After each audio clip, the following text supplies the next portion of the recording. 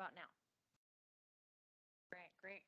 Welcome everyone to the Transportation Commission meeting for the City of Flagstaff, February 1st, 20.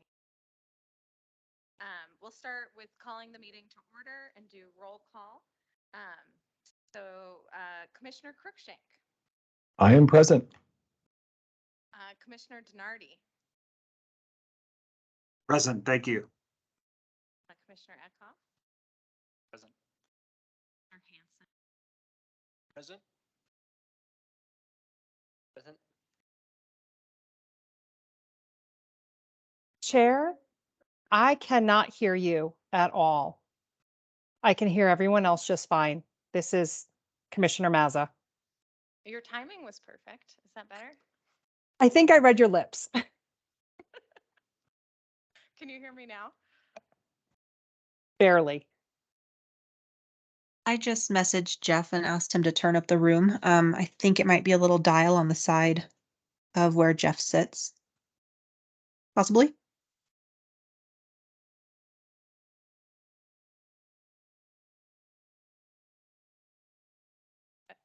Any better? No. Katie, I'm not sure. Commissioner Morley, the red light on your microphone tells me it might not be on or is otherwise muted. Red is on. Red is on? Oh, okay.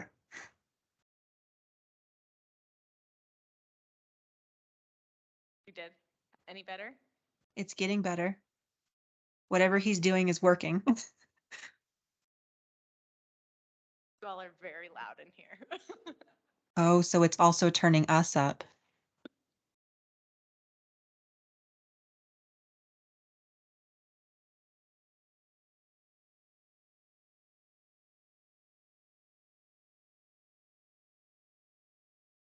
Everything is now on this panel over here. Can you hear Jeff when he speaks or the other commission members if I switched mics? Chair Morley, we Yes. can hear you now. Yep. Could barely hear Jeff, and I could hear the other commissioners when they were when you were doing roll call. Great. It's fixed. Thank you, Jeff. Okay, so we've made it through roll call of the Transportation Commission. And we have some staff members here. Jeff Bauman, and is Lieutenant Turley here? I do not see Lieutenant Turley. Along with other engineering division transportation staff at the City of Flagstaff, so thank you all. I also want to acknowledge that there were invites to the bike and pedestrian committees and the sustainability committee or commission tonight. And I see a couple members online, so I was hoping we could just pause and go through so people know who the other commission members are today.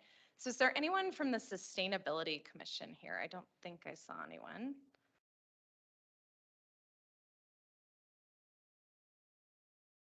Okay, anyone from Bike Advisory Committee? Matt Mitchell's in the audience, thank you. Valerie Piet.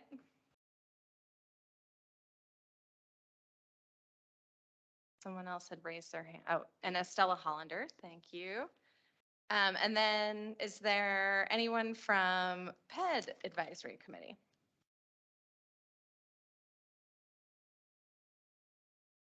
All right, well, thanks to all the other committee and commission members for joining us tonight. Our first, first item on the agenda is to call for any public comment for items not on the agenda tonight. So at this time, any member of the public may address the commission on any subject within the commission's jurisdiction that is not on this meeting agenda. The Arizona Open Meeting Law prohibits the commission from discussing or taking action on an item that is not listed on the prepared agenda. Commissioners may, however, respond to criticism made by those addressing the commission, ask staff to review a matter, or ask that a matter be placed on a future agenda. To address the commission on an item that is on the agenda, please wait for the chair to call public comment at the time that item is heard. Are there any members of the public who wish to speak on an item on the agenda? Councilmember McCarthy, welcome. I forgot to introduce you. I'm just noting that I'm here. Thank you. For those online, you can either raise your hand or put a C in the chat, and I will know that you would like to speak. Seeing no members of the public, we'll move on to approval of minutes. We have 2 sets of minutes. Thanks again, Dee, for catching us up over time on all these. And we have the October 5th minutes and December 7th minutes. Are there any questions or comments on the minutes from any members of the commission? All right, with that, I will take a motion to approve the October 5th and December 7th minutes. I move to approve. Is there a second? Second. Thank you. Any further discussion? All those in favor? Aye. Aye. Aye. Aye. Any opposed? Hearing none, the motion passes. Moving on to the new business section of the agenda, we have the downtown mile and Christine Cameron kicking us off tonight.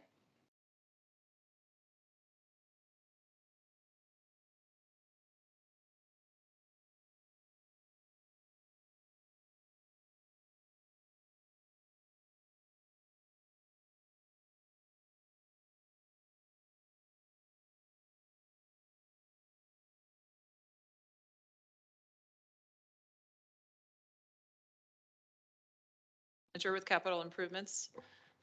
No, I'm loud. Um, Thanks for having us tonight, and we're really excited to be here to present on our downtown mile project. So I will run through a little bit of the introduction and background, and then pull our design leads up from WSP to go over the proposed operations and the roadway design, including our multimodal projects. Okay. So some of you may or may not be familiar with what the downtown mile is, but this is a project that the city's been working on with BNSF Railway for quite a long time, and pretty seriously over the past 4 or 5 years. Our main objective has been to find a way to construct all of our planned local projects underneath the rail corridor, and to keep the railway in operations during that time. And so the local projects are the Rio to Flag flood control project, the Florence to Walnut pedestrian underpass, which we call the Flow Nut, and the Rio Ped Tunnel also. So because the freight traffic is so heavy in Flagstaff, they have about 70 to 100 trains a day. That third main line, or their operations require that constant access to their main lines. And the only way to do that is to provide a phased plan and a shift of the rail corridor while we're constructing our local projects at the same time. Oh yeah. They can't see your presentation online. Do about that.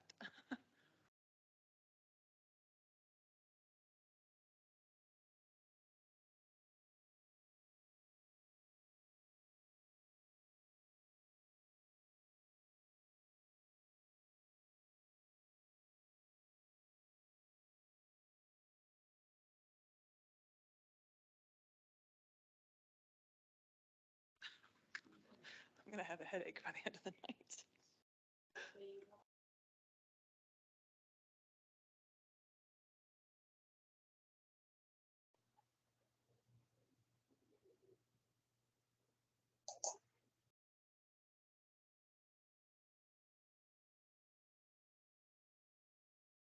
Can you guys hear me okay? Those that are online? Yes. Okay.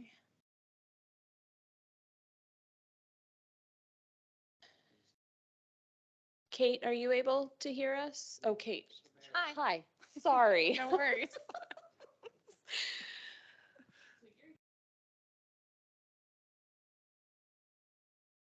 Sure. It doesn't sound as loud right now.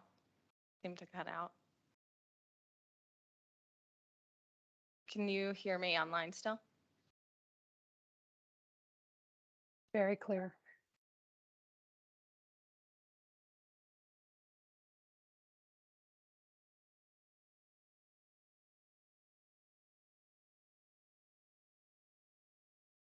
We're getting some quick IT help here. If you hold 1 sec.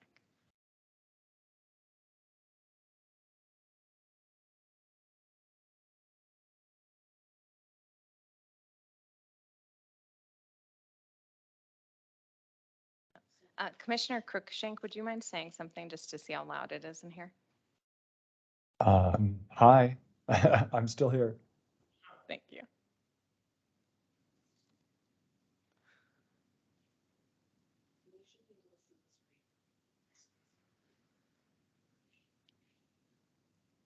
And it looks like you can see the presentation now. Is that correct? Yes, yeah. Okay.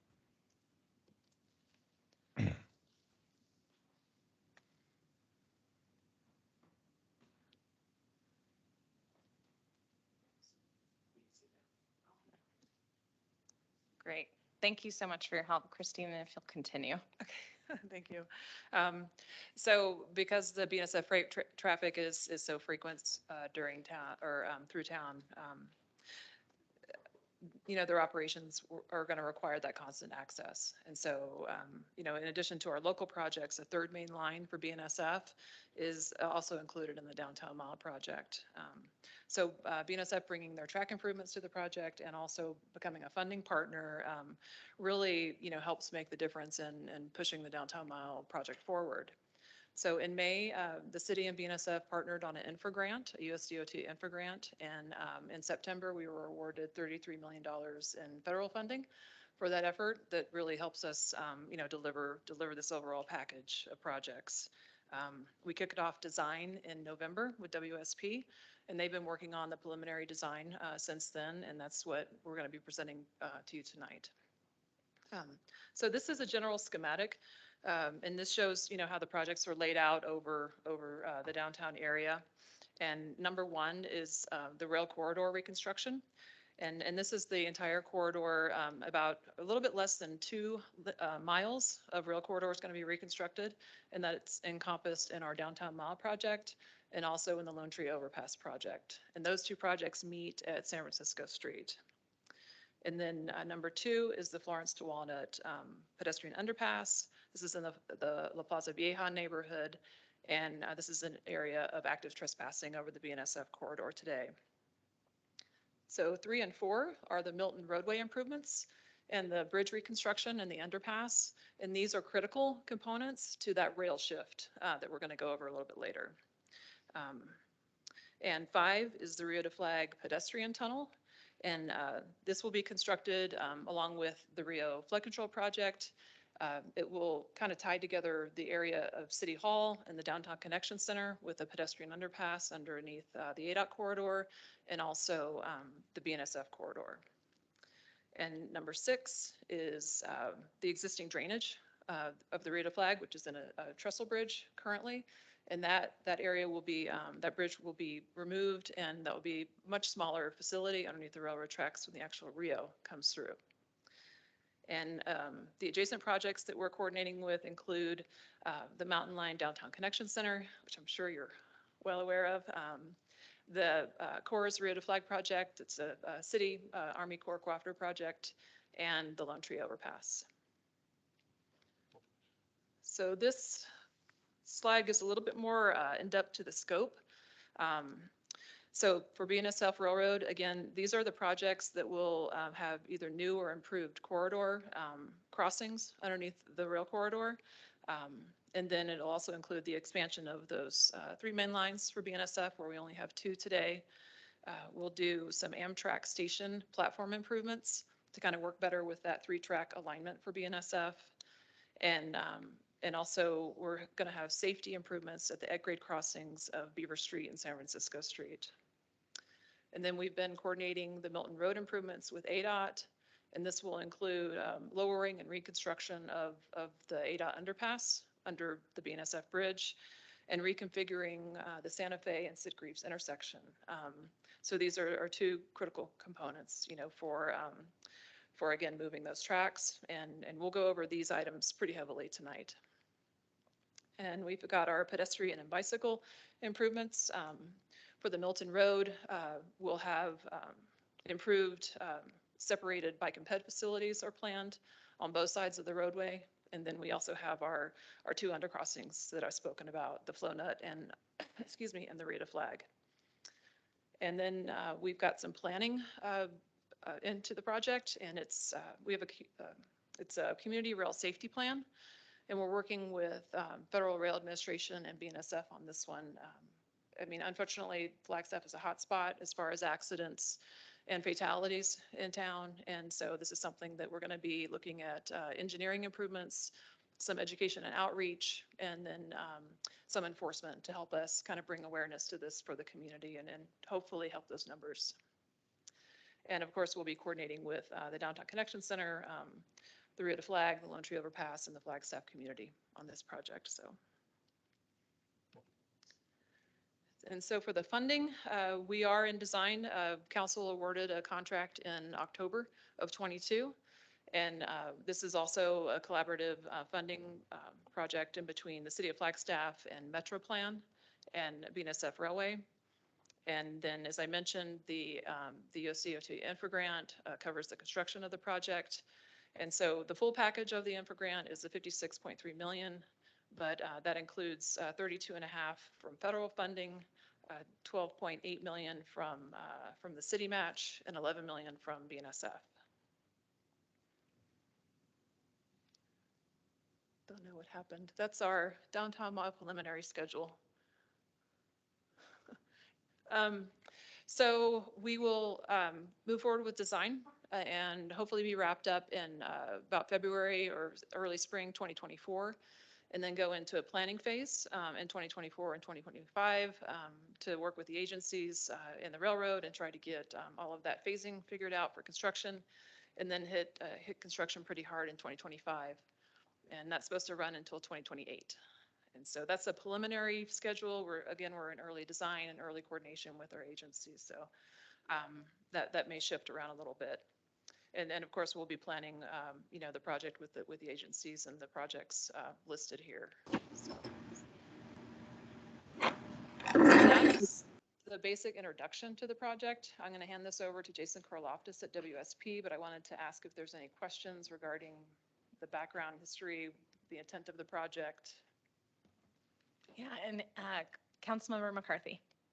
Quick one, the way you talked about the Amtrak station, it sounds like it's going to stand where it is. There was talk about making the Amtrak boarding be at the new Downtown Connection Center. Can you address that? Yes, Councilmember McCarthy. We have had a lot of discussions with DCC staff and the city and trying to investigate opportunities for Amtrak to move over to the DCC. And it just seemed like the fit wasn't sufficient as far as the space and what Amtrak was looking for. And so I think that is maybe a past opportunity that I'm not aware of any further conversations on that. And so what the current plan is to keep them in the city facility in that historic station building, do improvements on the north side of the rail corridor, and then also include a new south platform on the south side of the corridor. And that enables freight rail and passenger rail to kind of maneuver around each other and get to a platform on one side or the other for that boarding for Amtrak. Thank you. Any other questions from the commission? Yeah, Commissioner Koenig. What's the anticipated future rail traffic? Will adding the third line increase it significantly, or that's just, it's going to go up and we need to accommodate it somehow? I'm sorry, I was having trouble hearing the third main line. What's the anticipated increase in rail traffic? Really not an increase in rail traffic that BNSF is expecting. It's more of an efficiency for their system. They are moving up to both sides of Flagstaff with their third main with their own separate projects. And we're on a high point in the state. And so they have to get over the state divide. And so their trains, they slow down coming up into Flagstaff, and they have to spread out because they need space in between each train. And so it's really an efficiency problem for them to get up and slow down and come over. And that's with two main lines. And so if they have a third main line, they can keep their speeds and they can get through town a lot more efficiently and get up and over. And so their trains are really based on the economy and not necessarily like an induced demand or something like that. So Thanks. Any other questions from the commission right now? All right, go ahead, Christine.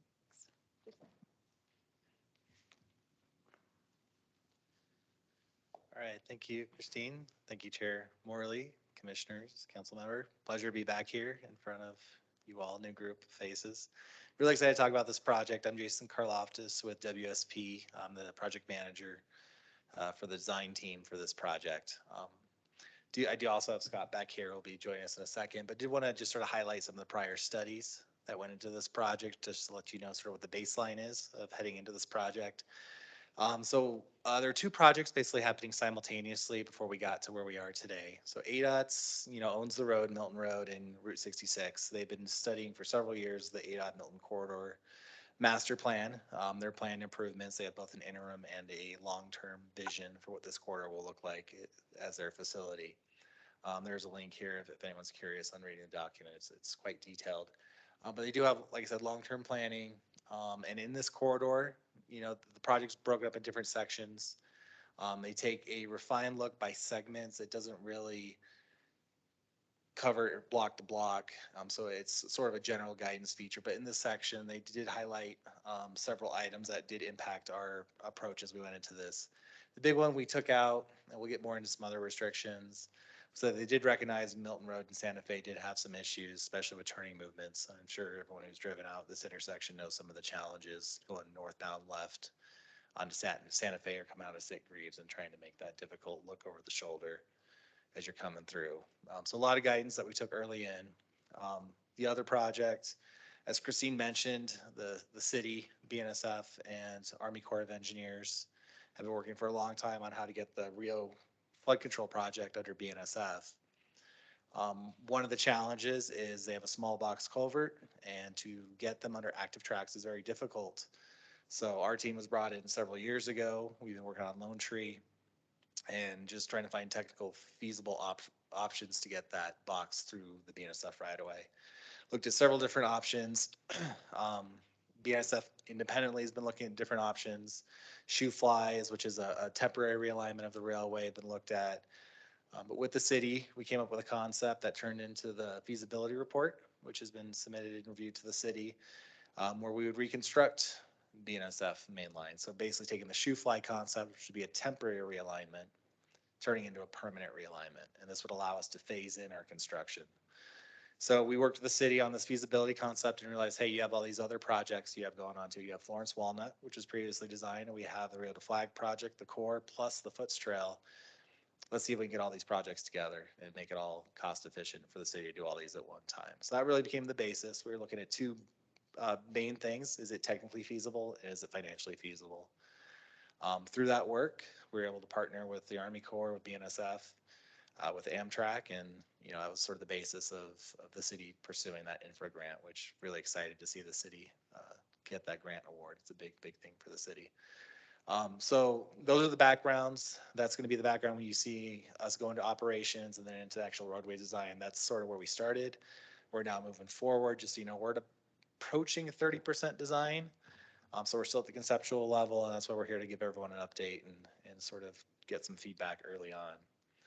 So that I'm going to pass it to Scott. He's one of our traffic engineers. He's leading the traffic impact analysis, which is a critical component. We do have to coordinate with ADOT because this is an ADOT facility. So he'll go through the traffic analysis, then I'll take back over for the roadway design concepts we've developed. So.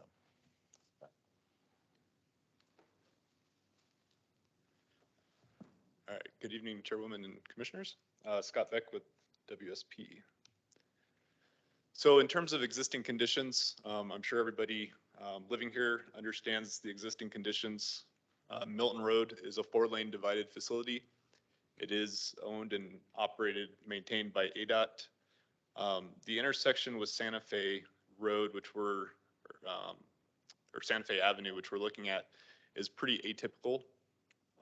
It's not a traditional intersection per se. It's actually a combination of about 4 different merge and diverge movements. All of them are, which I believe all of them are yield or stop controlled. The intersection spacing, this intersection is relatively close to Humphreys. There's quite a bit of interaction between the Humphreys traffic signal and the Santa Fe Avenue intersection. We're about 500 feet away from that major signal. But in terms of the rest of the corridor, signal spacing is pretty wide open. The nearest traffic signal the other direction is Butler, and it's about 1,900 feet between those two intersections. Jason mentioned the previous study, the feasibility study that the city undertook. Within that, we looked at 3 different intersection alternatives for the intersection of Milton and Santa Fe Avenue. Out of those 3 intersections, we did a evaluation, a qualitative evaluation of both the intersection operations in terms of traffic, multimodal accessibility, construction costs, phasing, and right-of-way and environmental impacts. The one that was preferred coming out of that study was what we're calling the Florida T. And what you see on the screen here is a representation of what that Florida T looks like, but it takes the atypical intersection, those 4 different movements, and consolidates them into a more traditional intersection. So Santa Fe is relocated a little bit further north and east to get a more perpendicular approach to Milton. It also improves driver visibility as they make those turns at the intersection. This is much more, in terms of driver expectancy, it's a much more familiar layout. In terms of operations, we did go through and evaluate future conditions along the corridor. Jason also mentioned the ADOT's corridor master plan. Long-term vision in that plan is to keep Milton a 4-lane divided roadway. Traffic growth along that route is not anticipated to be significant, about 1% per year through 2040. So in terms of the main line, Milton, 4-lane is still anticipated to be acceptable in terms of operations. We are, because this is a major infrastructure project with the bridge, we are moving the bridge abutments out far enough to maintain some flexibility in case there is a need ever in the future to go to 6 lanes. But as of right now, we're looking at 4-lane divided in conjunction with ADOT's study. There is a note, ADOT did 2 corridor master plans, one along Milton and then another along US 180, which included the Humphrey alignment down to Route 66. In both of those studies, there is a kind of an asterisk because both of those studies are very broad planning corridor studies. But at the intersection there at Milton, Route 66 and Humphreys, there is kind of an asterisk that says in the future we may need dual lefts. So we are taking that into consideration and building in some flexibility to potentially accommodate that in the future. So in terms of the Florida T, it does meet traffic signal warrants. We took traffic counts within the last year, and once you combine those 4 different movements into one intersection, we are looking at a simple 2-phase signal for that Florida T. Hi, Mr. Guy. And in terms of a 2-phase signal, the northbound, eastbound Milton around the curve would not be stopped. That would be, it would be basically a green signal the whole time. The only direction that would be stopped would be westbound or southbound Milton to allow that northbound left to turn onto Santa Fe under a dedicated signal phase. Because we are so close to Humphreys, we are able to do quite a bit in terms of coordination between the 2 signals. And we are designing the signal so that we have a green wave on Route 66/Milton in the westbound direction. So if you're going westbound, you're not going to get stopped at Humphreys and then again at Santa Fe. So you'll be likely stopping at one or the other, but not both. ADOT does require us to do a traffic impact analysis. I believe that was mentioned earlier. They do have a level of service requirement, and we are anticipating, just because of the two-phase simple operation and the traffic at Santa Fe Avenue being relatively minor, looking at a pretty good level of service C, which meets ADOT's criteria. We're looking at an average delay per vehicle of only about 22 seconds. And then in terms of increased capacity or induced demand, this is really a spot improvement. So it's more of redesigning the intersection to increase efficiency and safety, and not really a capacity increase. In terms of traffic safety, these are a lot of the same points that I've already mentioned, but it does simplify the junctions and the merge points. We're reducing the number of existing intersections from 5 down to 2. And because of the relocation to the north and to the east, we're eliminating a lot of the shallow angles and improving the driver views as they turn at that intersection. Historically, in the last 5 years, we do have record of 54 crashes at that intersection. Looking at national research, going from a unsignalized intersection to a signalized intersection, we can expect about a 36% reduction in crashes.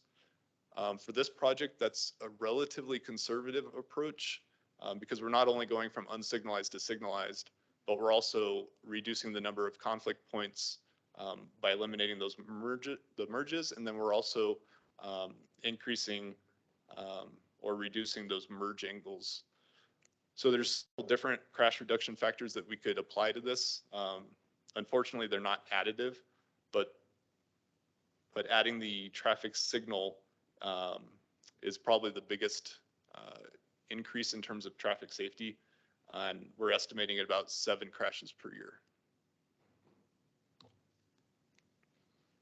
In addition to vehicle safety, we're adding multimodal bike and ped infrastructure. Currently along Milton, there is no dedicated bicycle infrastructure under that bridge. You see a picture of the existing conditions. In fact, there's some drainage inlets there that make bicycling on the roadway a little bit difficult. As part of this plan and the widening of the bridge, there will be dedicated bicycle and pedestrian facilities that parallel Milton, but will be off-road to the side of the actual travel lanes. And these are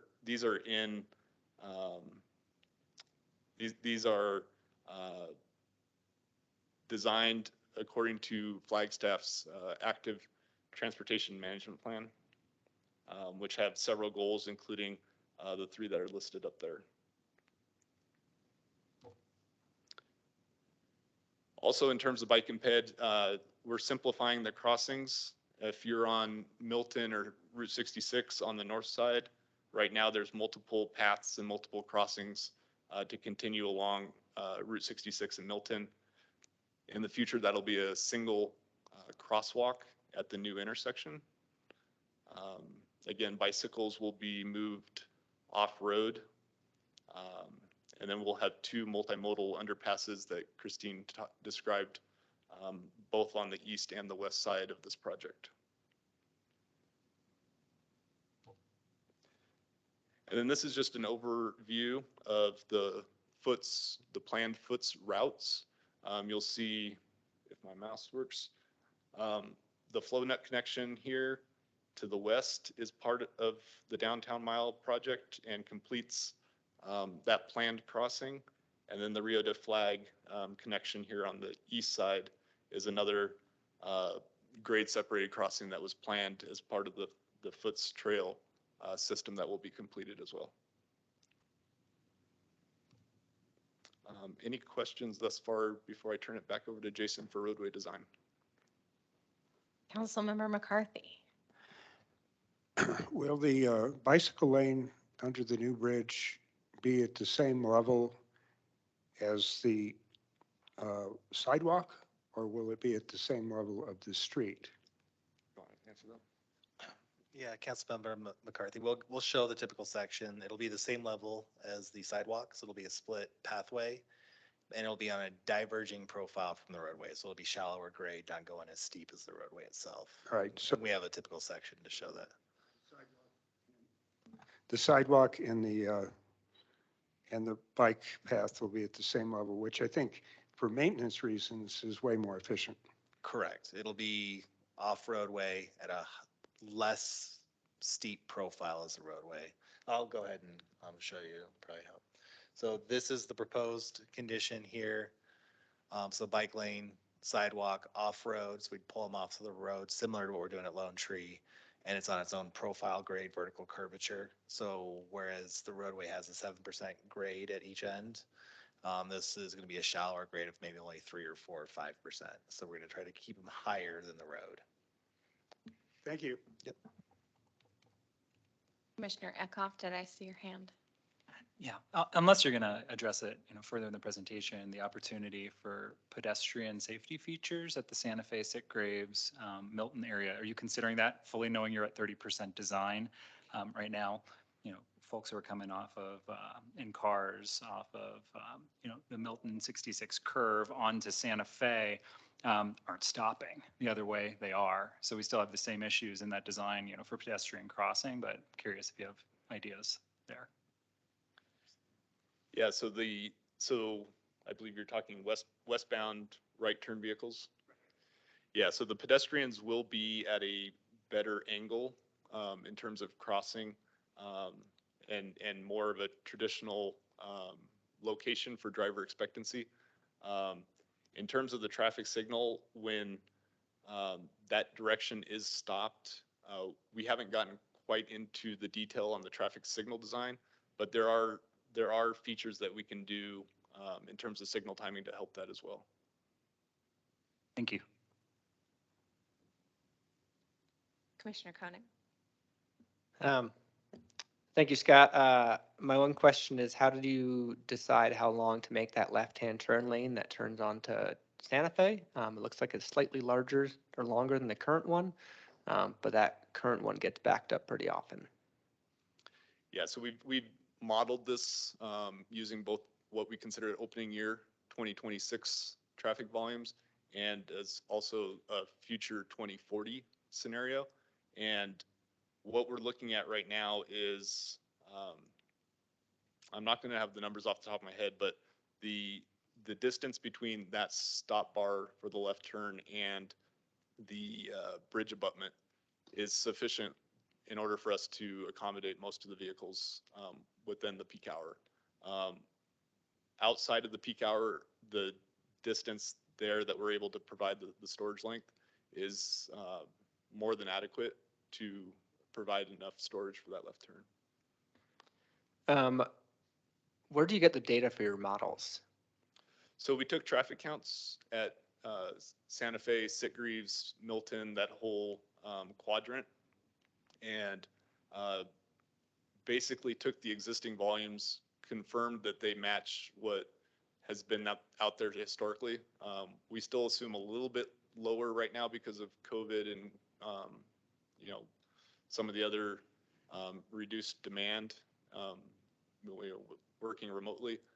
But we did take it outside I believe it was back in November that we took the counts.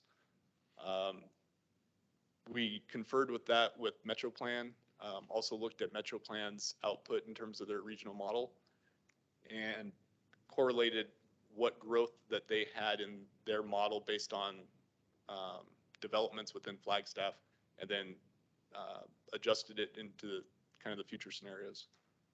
So is that like a week-long process of recording those little rubber tubes that go along the road to get the counts, or? The rubber tubes, the pneumatic tubes that you may see out there, will do traffic counts on a segment, so they only really count one direction. For intersections like this, it was a manual count. We had staff go out there and count the turns turning vehicles each direction. Okay, thanks. Commissioner Cruikshank.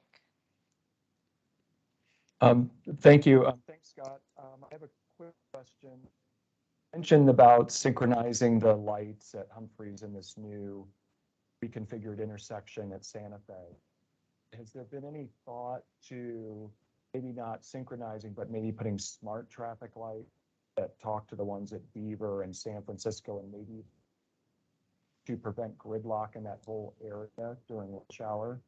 That whole between Humphreys and Beaver and on back just can get really backed up, and it'd be nice to think about how the traffic lights in that area could work all together to prevent that type of gridlock. Thank you. Yeah, within our study, we're looking at all the existing signals. We're looking at the signal timing at Humphreys, Beaver, and San Francisco. We have not gone as far south as Butler because of the 1900 feet. I'm not sure that we would be able to maintain as much of a synchronization over that distance. But certainly between this proposed signal at Santa Fe, Humphreys, Beaver, and San Francisco, we'll certainly develop signal timing plans that can help coordinate all four of those. Thank you.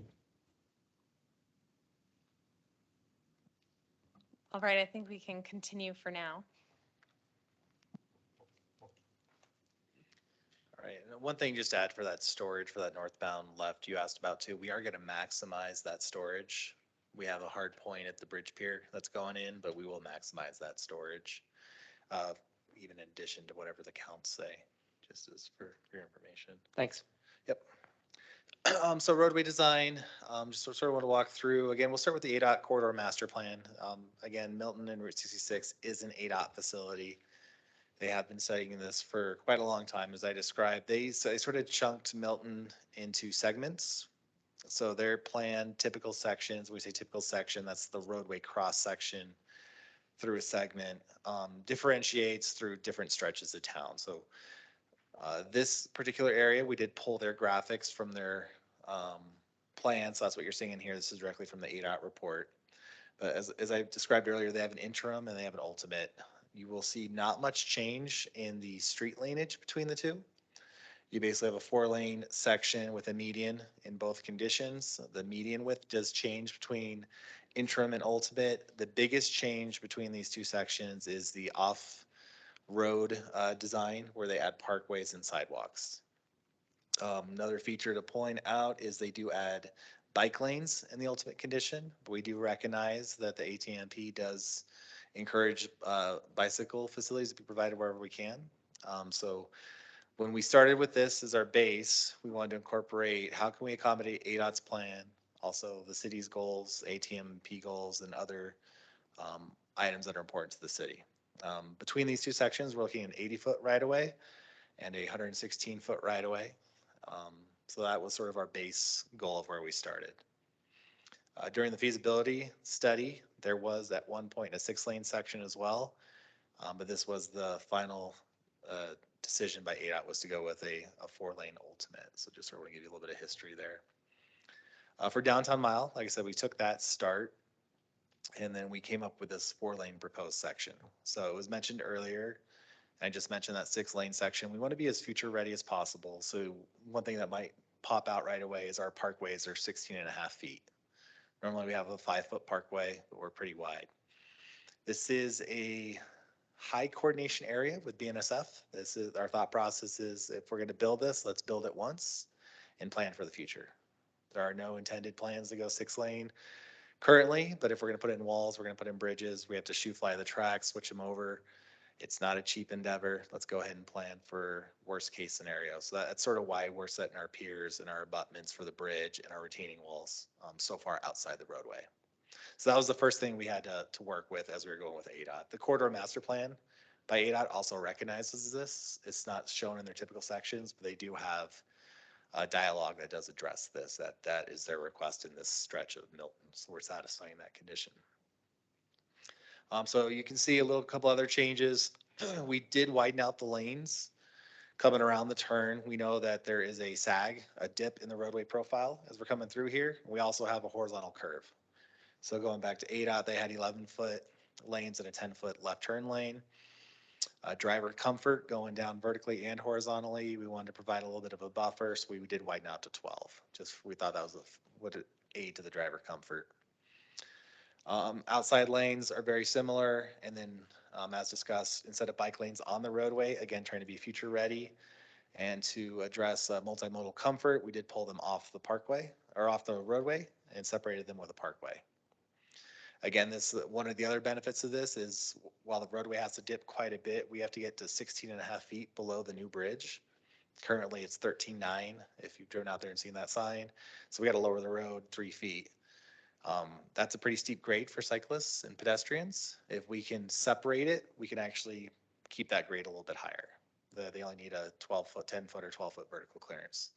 So that's our other goal for separating it, is if we can keep them higher, a little bit gentler grade, it's a little bit more traversable for multimodal users. So that was our thinking of pulling bike lanes and pedestrians off and pulling them to the far edges of our ultimate condition.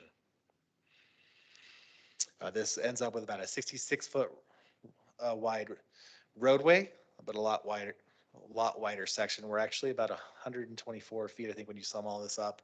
A little bit higher than the 116-foot ADOT section. We did have to narrow down to 116 foot in coordination with the Downtown Connection Center. So we just shrink up the parkways a little bit when we're trying to coordinate with the other projects in the area. So that's part of our ongoing coordination. Our ultimate future ready condition, how do we determine where to set our piers that are supporting the bridge and ultimately the walls? This would potentially add a future worst case condition, another 11-foot lane while keeping the center lanes a little bit wider coming around that median. And then it reduces our parkways from 16.5 feet to 5.5 feet. So that's where the trade-off is. That would require some construction of some walls, because now we're having to make up that grade delta difference that I just described between the roadway and the bike lanes and sidewalks. But that would be a future condition if that ever needs to be widened in the future. So we're going to be future ready for this condition. It's not planned anytime in the near future. Just sort of wanted to show an example of what that future ready might look like. So benefits of this project are these typical sections versus what ADOT proposed, and what we're trying to show here is that we have wider lanes to address driver comfort as explained. And then again, the vertical profiles and separating cyclists off that road. We do separate them at Phoenix on the south side, and then we bring them back in by the newly constructed bridge on the north side. So that Rio to Flag bridge that ADOT just built over the Rio to Flag channel, that's where the bicyclists would end up back on Route 66. So any questions on roadway? No? Good, I got the easy slides, I guess. One of the reasons we're here today is we're always happy to get feedback and input from everyone here. So we're really excited to present this to you guys. I do want to address that just to have an understanding of stakeholder limitations. This is a complicated project. We are working with the Army Corps, BNSF, ADOT. The big scheme of things, the only thing fully under city's control is the Sickery-Santa Fe intersection. Everything else has a stakeholder with a very strong voice. So we are working the best to try to coordinate with all these stakeholders. Every stakeholder is providing give and take from their standards and guidance and design criteria as part of this project. There's been a lot of ongoing coordination. So we're happy to take whatever feedback we can, but I do want to have everyone understand we do have stakeholders. We have to meet their design criteria as well. Milton Road itself is an ADOT facility. We do have to meet design criteria for ADOT in general for roadway. The 4 structures are all considered BNSF right away. They all support the rail. So there are all minimum requirements we have to meet for them. And mainly for the city side impact, it's going to be mainly aesthetics and what we can do to the bridges themselves. They have to maintain a certain level of aesthetics for bridge inspection from BNSF. We are seeking input on thoughts on the Sickery and Santa Fe intersection. Like I said, we did have 3 alternatives in the feasibility study. I do have the other 2 if anyone's curious to see those. Functionally and from a safety perspective, what we showed was our recommended intersection type. We think it's the safest and operates the best, but I do have the other 2 if anyone's curious to see it. I'll go to the public art slide here in a second. We will have areas that are options for public art. We've already brought in BPAC and are starting preliminary talks with them where these areas might be. And then just any other general thoughts on the project impact to public and stakeholders that could help us coordinate with the community, mayor and council, and other groups that might be interested in this project. We'd love to hear your feedback. So going through those real quick, and I'll stop here to see if anyone wants to see those. So see the other options. So the recommended alternative at Sitgreaves and Santa Fe, the Florida T intersection Scott described was our recommended alternative. The other alternatives we looked at, one shown here, is a very similar intersection, except for at the top of Sitgreaves and Santa Fe, instead of a more traditional T intersection, we did look at a traffic circle. This behaves very similar to the other concept, except for when we get queuing or traffic backup into this traffic circle, the traffic circle breaks down and stops working as it's intended to function.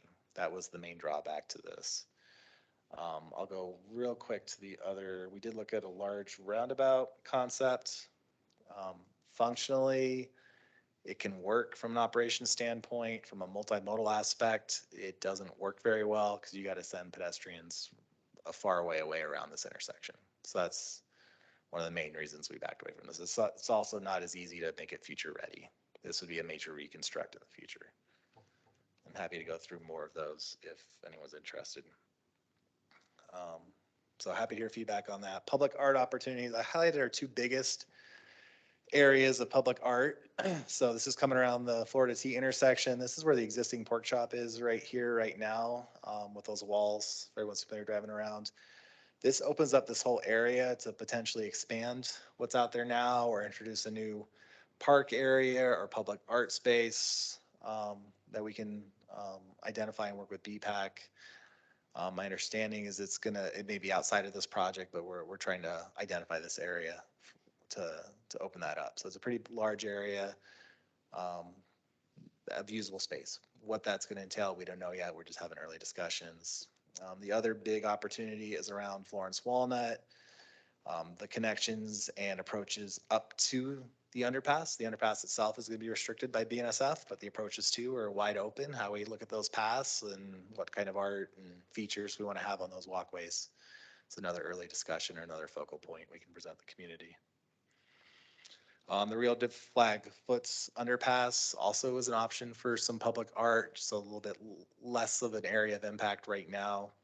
There's also some coordination issues with the Corps on that we'd have to work through, but that's another option for an area for public art coordination with BPAC. These two slides got flipped, but do want to point out public meetings. We do have 2 public meetings planned as part of the NEPA requirements for the project. The first public meeting is anticipated this spring. We'll be presenting these early concepts to the public, and then we will have another one closer to 60%, 75% completion as part of the NEPA process. We're also anticipating making this presentation to mayor and council after the first public meeting, and we do have a project website in development, not quite ready to launch yet. But with that, if there's any comments or feedback, we'd enjoy hearing it.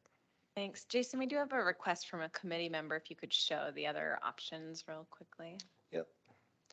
So this is, again, the Florida T with a traffic circle. So it's the same concept as our recommended alternative, except there's a traffic circle. So this would be approach yield, and when it's clear, you enter. So that's the only real significant difference. And again, if this does queue back, the Santa Fe leg southbound queues back and traffic is queuing into this roundabout, it doesn't function appropriately. So that's the main drawback. Operationally, it does make pedestrian crossings at Sitgreaves and Santa Fe a little bit more difficult too. You have a driveway right near the traffic circle, not real ideal conditions for a traffic circle. Not fatal flaws, but it's not something we would normally recommend. So that's sort of why we moved away from that. And then a large 2-lane roundabout. Operationally, this does work well from a delay standpoint because you don't have any stop movements, but from a pedestrian multimodal, you are pulling pedestrians around the traffic circle. And then also, if that future ever comes where we have the double lefts at Humphreys or need lane expansion, this is not very future ready compatible. So there are some challenges to this layout. Operationally, it behaves similar to the Florida T. Safety factor wise, it's similar. So because of the simplicity, driver expectations, and because of the multimodal pathways that are provided by the Florida T. That's why we go with the recommended of the Florida T. Thank you. All right. We do have a lot of members of the public online, so this is how I think I want to do this. I want to start with questions from the commission, and then we'll move to questions from our invited committee members tonight, so Sustainability Commission and Bike Ped committees. Then we'll open it up to general public comment, and then we'll go back to our committees and Sustainability Commission for any final discussion from them, and then we'll move back to this commission to close it out. So I think that's how we'll work through this. So with that, questions from this Transportation Commission. Commissioner Cruikshank.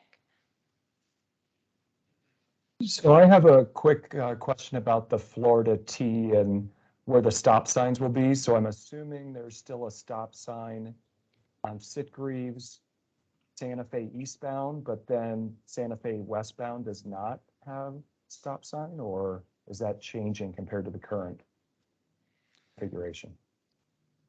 Yeah, so Sitgreaves and Scott, I need your help on this, but Sitgreaves and So Santa Fe would be. So Sitgreaves, a stop sign Sitgreaves there.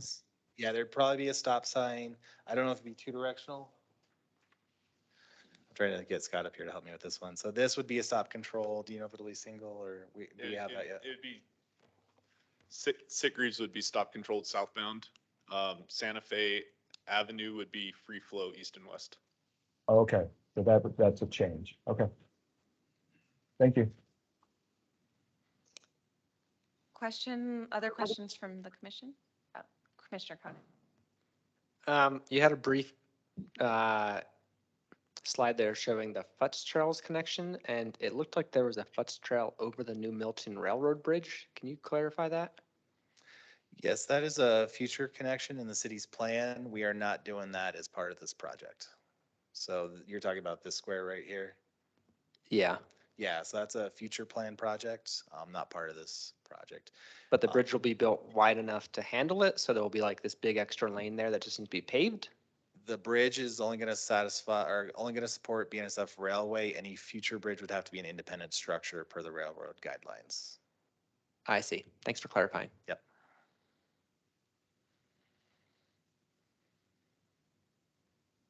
What are the limits, the start and stop point for the new downtown mile project typical section? So the roadway section would run from Phoenix Avenue to the south. We actually tie in right at the intersection. There are some curb returns at the corners we will have to adjust to accommodate the sections, and then we would tie in by the time we hit the new ADOT bridge at Rio de Flag. Those are our constraint points. Great. One more question. In relation to the Army Corps project, there's a schedule, like a preliminary schedule for the entire project. How does that coordinate with the Rio de Flag work in the Army Corps, or is it unknown at this point? So the Rio de Flag project is currently broken up into multi-phases. So they're going to be starting the Lower Reach project, which will carry their project up to basically where the downtown connection center is. This project is critical to getting their phase 2, the Upper Reach, constructed. The construction of their crossing underneath BNSF will have to be coordinated with this project. So that's one of the aspects of this project, is how do we build all these projects together? So they will have to build a part of their box culvert before we switch traffic over to train traffic over to the new lines, and then coordinate to the south, or we'll have to come up with a structure that will allow their construction independent of the BNSF, but they will have to have a part of their project delayed until after the downtown mile project or with the downtown mile project. So one of our tasks of the scope is to look at all these construction projects. What do we have to phase together? And what are these connection points between all these projects where we have to get our contractors talking to each other?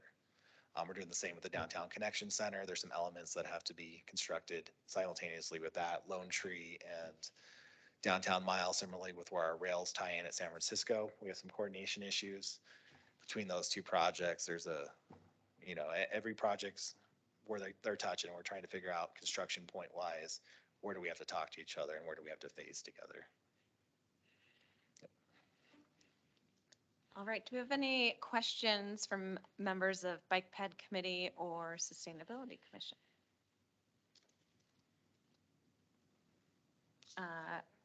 Oh, yeah, sorry. Go ahead.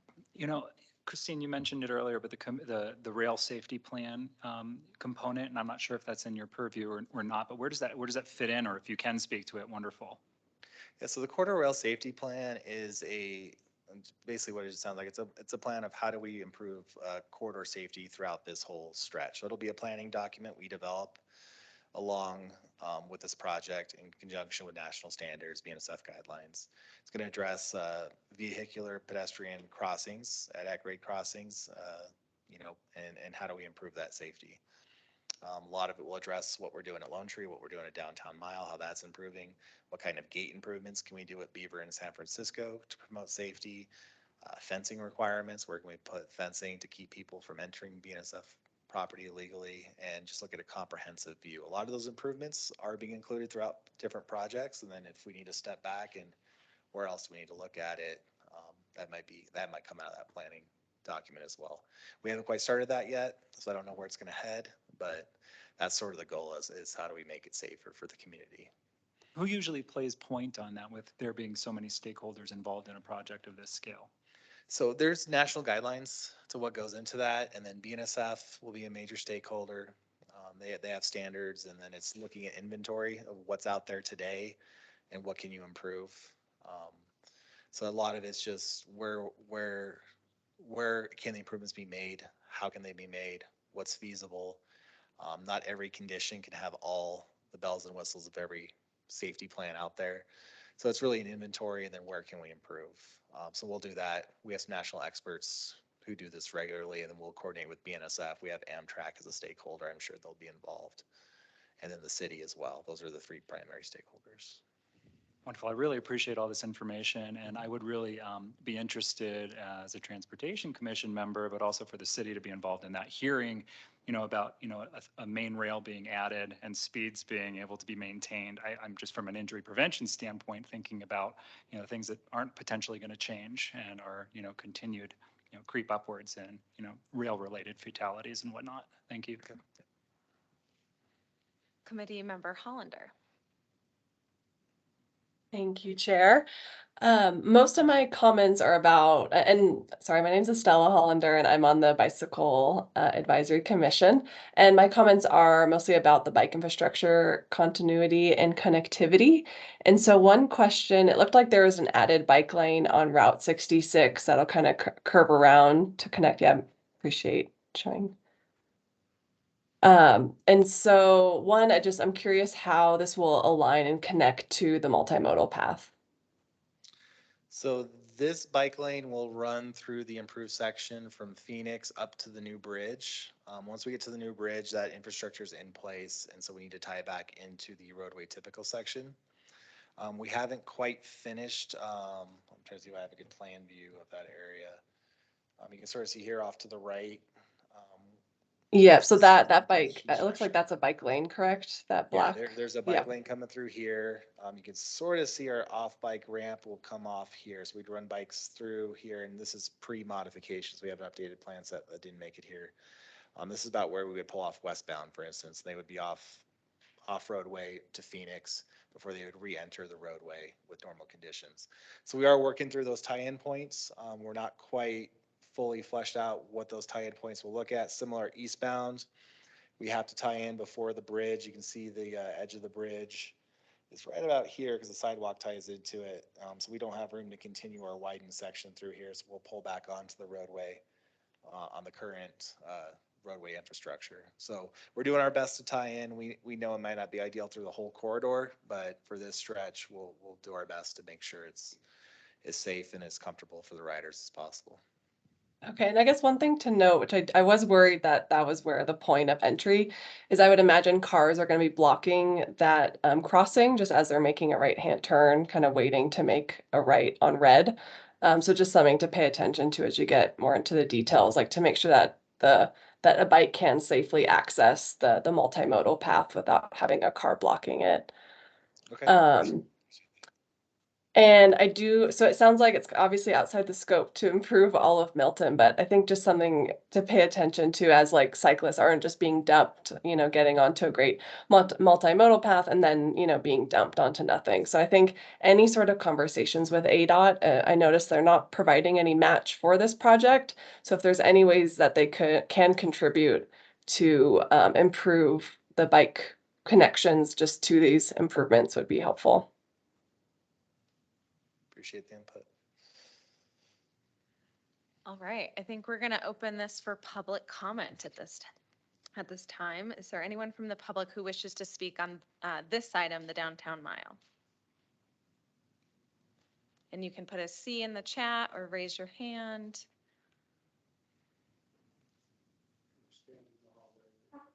Oh, we have one present. Good afternoon, Chair Morley, members of the commission. I think this might be the largest grant-funded project that the city has landed. And I believe, so it's an infra grant, so Infrastructure for Rebuilding America grant, and it's one of 26 communities? One of 26 communities that received this funding. That is so amazing. And what made this possible, this project started, it was an idea that happened among city staff a few years ago. What if we pull together all of these projects? And how could we make this one cohesive, comprehensive project that really addresses connectivity, bicycle, pedestrian needs, and what our community is asking for? And over the past few years, staff have put in so many hours, so much time, so much energy to pull together the grant, to find the grant, to see the opportunity, all-nighters to make it happen, to make this submittal so that we can see the benefit of that effort. $33 million. That's incredible. So congratulations to the folks that are sitting to my left, to my right, behind me, and also Brett Peterson, who had this dream a few years ago. So thanks for your time. Thank you for that reminder. All right, I actually don't see other members of the public for this agenda item. Yes, we will get to Boulder Pointe later on the agenda for people in the online waiting for that item. So with that, we'll close public comment and we will open it up to discussion. And I guess I'd first like to ask if there's any comments from members of the committees or the Sustainability Commission.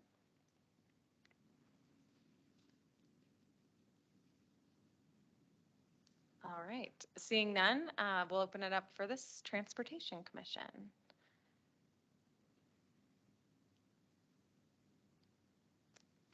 Yes, Commissioner Mazza. Thank you, Chair, and thank you for everyone for presenting. And I absolutely agree with the public speaker who came before me.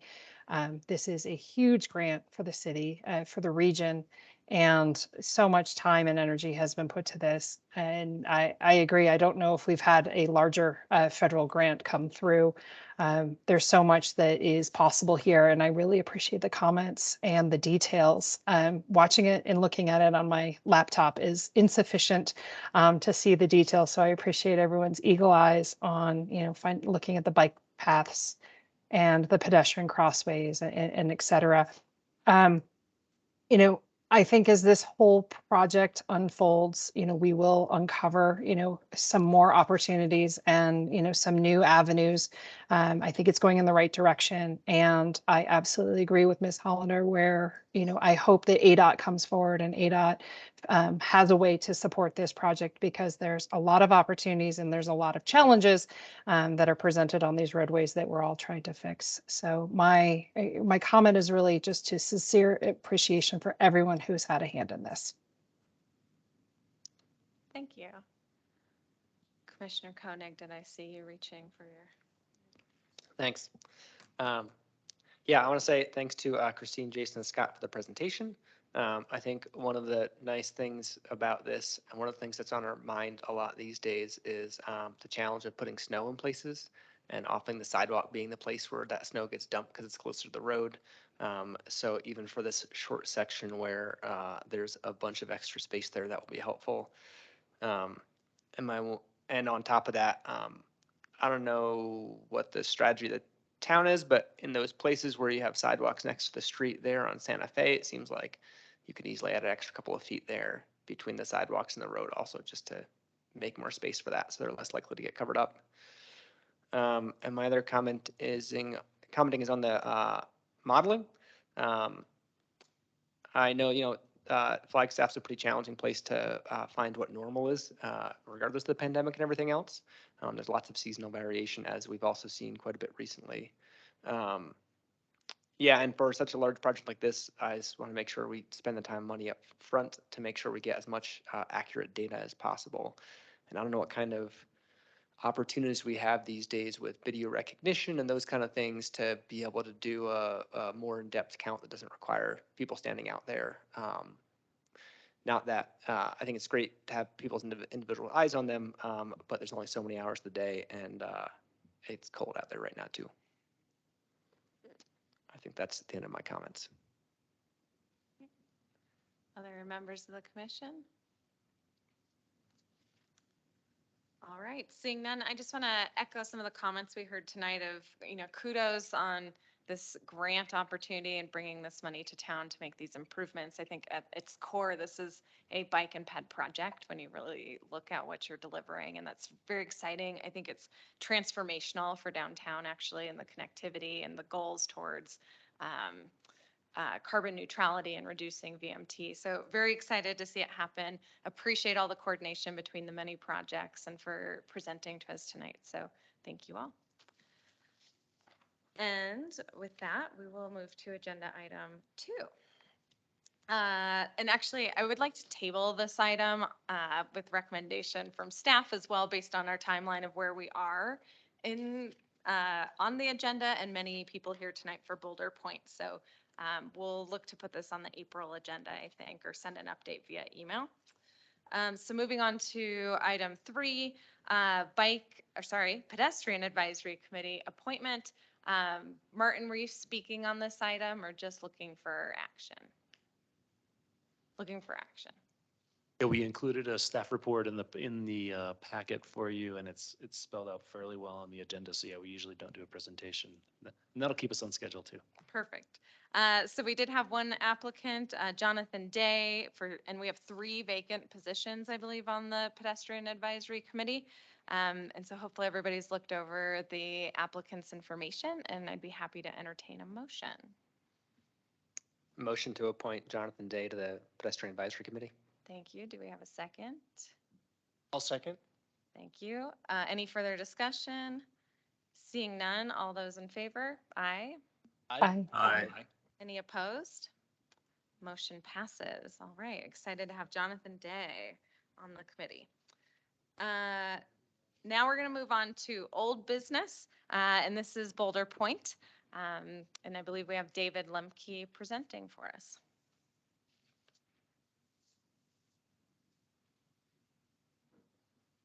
All right. Hello, Madam Chair. Hello, Commissioners. Thank you so much for being here tonight.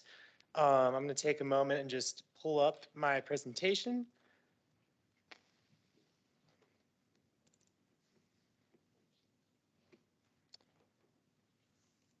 And also the plans.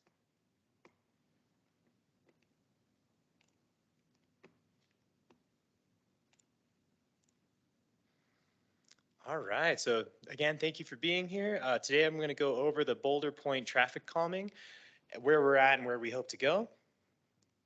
So for some background, we did receive a petition on November 15th, 2022, requesting that City Council direct staff to continue working with residents to develop an expanded system of traffic calming features in Boulder Pointe. And Council approved this petition, and tonight staff will show the 60% plans that that have been created by our consultants, and to kind of develop some discussion and review of these plans, kind of say, is this what we want? What do we want to do going forward? And kind of have an idea of where we are. So I'm going to exit out of this real quick and go to the plans themselves. find the best way to explore these.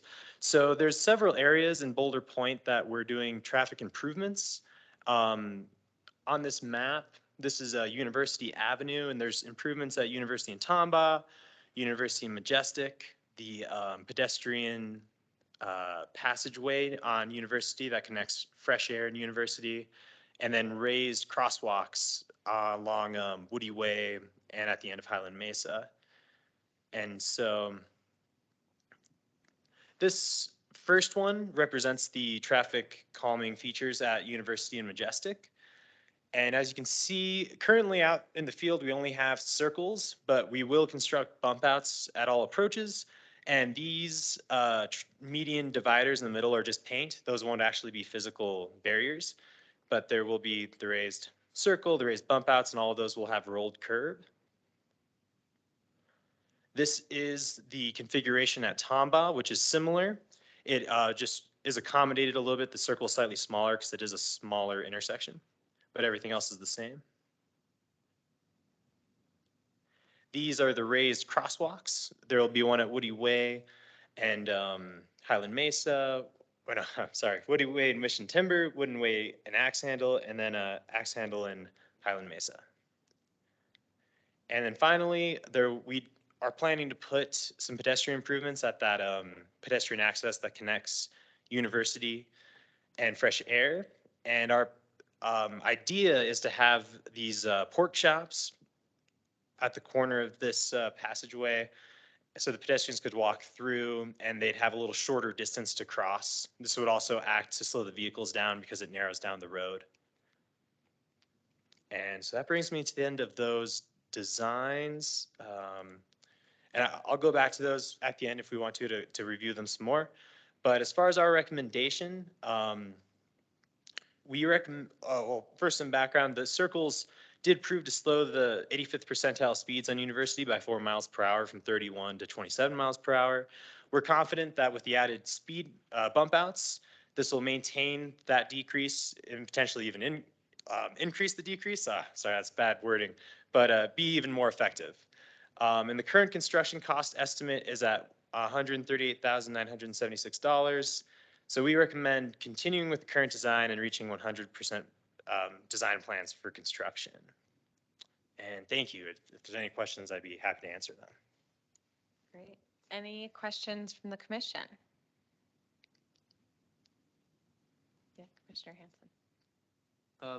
I have a question about the location of the speed humps with the raised crossings. Mm-hmm. What was could you talk through some of the logic in locating them at the 3 places that they're located? Because it seemed like they're all kind of clustered near each other. Sure, and maybe if you'll pull up that overview map while we're looking at it. But so we had 2 kind of different areas in Boulder Pointe that had concerns. One of them was the speeding on University, and you can see the 2 circles and the narrowing of the road, the ped crossing. Typically, traffic calming needs to be just a couple hundred feet apart, otherwise people just gain speed again. So those are kind of in succession purposely. And then the second area of concern was the Woody Way area.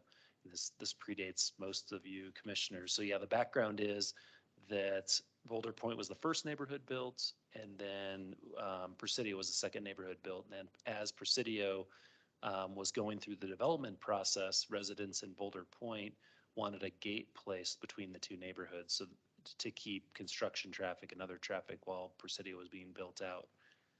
Once Presidio got to 90% built out, the gate was removed. We did that a couple of years ago, and we've been studying the area since. And one of the concerns is just how quickly cars are traversing that kind of chicane through that area. And so there's already stop signs. So we already have stop signs, but people roll through stop signs, especially in kind of the back of the neighborhood like this. So this is a physical treatment to really emphasize those stop signs and get people to slow down as they kind of make that chicane through this area. And of course, stop sign only acts in one direction at each of these intersections. So there's some benefit to that. We've never done anything like this before, so it's a bit of a pilot project for plowing and just long-term maintenance in our climate. So does that give you enough background? We did skip through pretty quickly. This has been to the commission Chair's laughing, many times, and we kind of had it broken out into two pieces, and ultimately the construction is pretty efficient to do all as one project, so that's what you're seeing today. Yeah, no, absolutely. Thank you. Appreciate that. And then had one other question.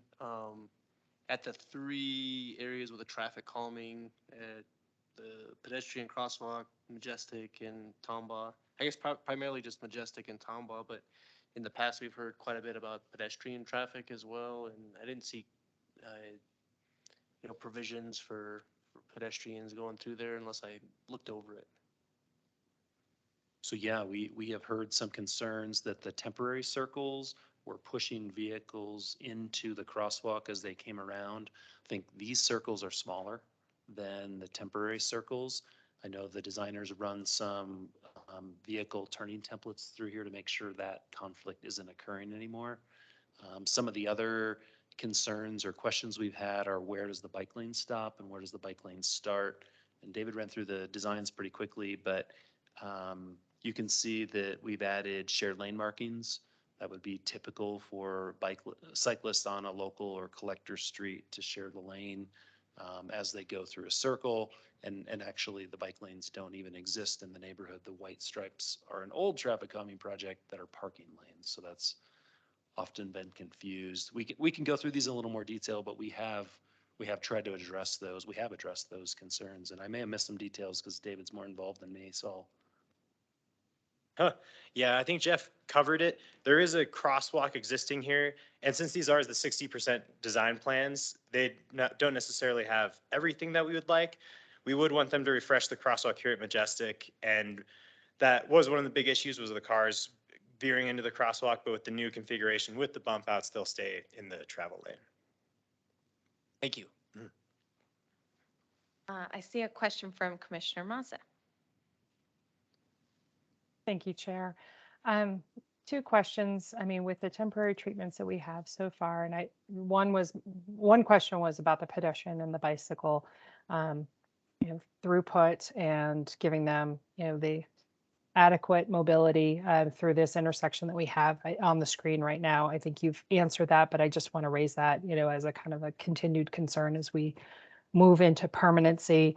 How did the temporary treatments perform with snow and with the eye to the pedestrian and the bicyclists as well? That is a good question.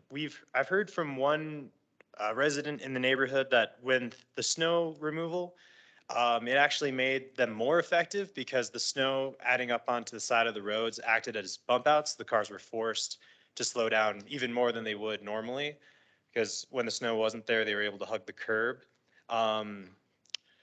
So that was good news. I can't speak to, or at least I haven't heard how it has affected pedestrians and bicyclists going through with snow removal. I haven't heard anything from the neighborhood or had any input in that respect on how that's performing, at least with snow. Okay, thank you. And I guess the only other question with the bump outs and piling of snow, this is a conversation all over the city. But with the bump outs, is line of sight a concern?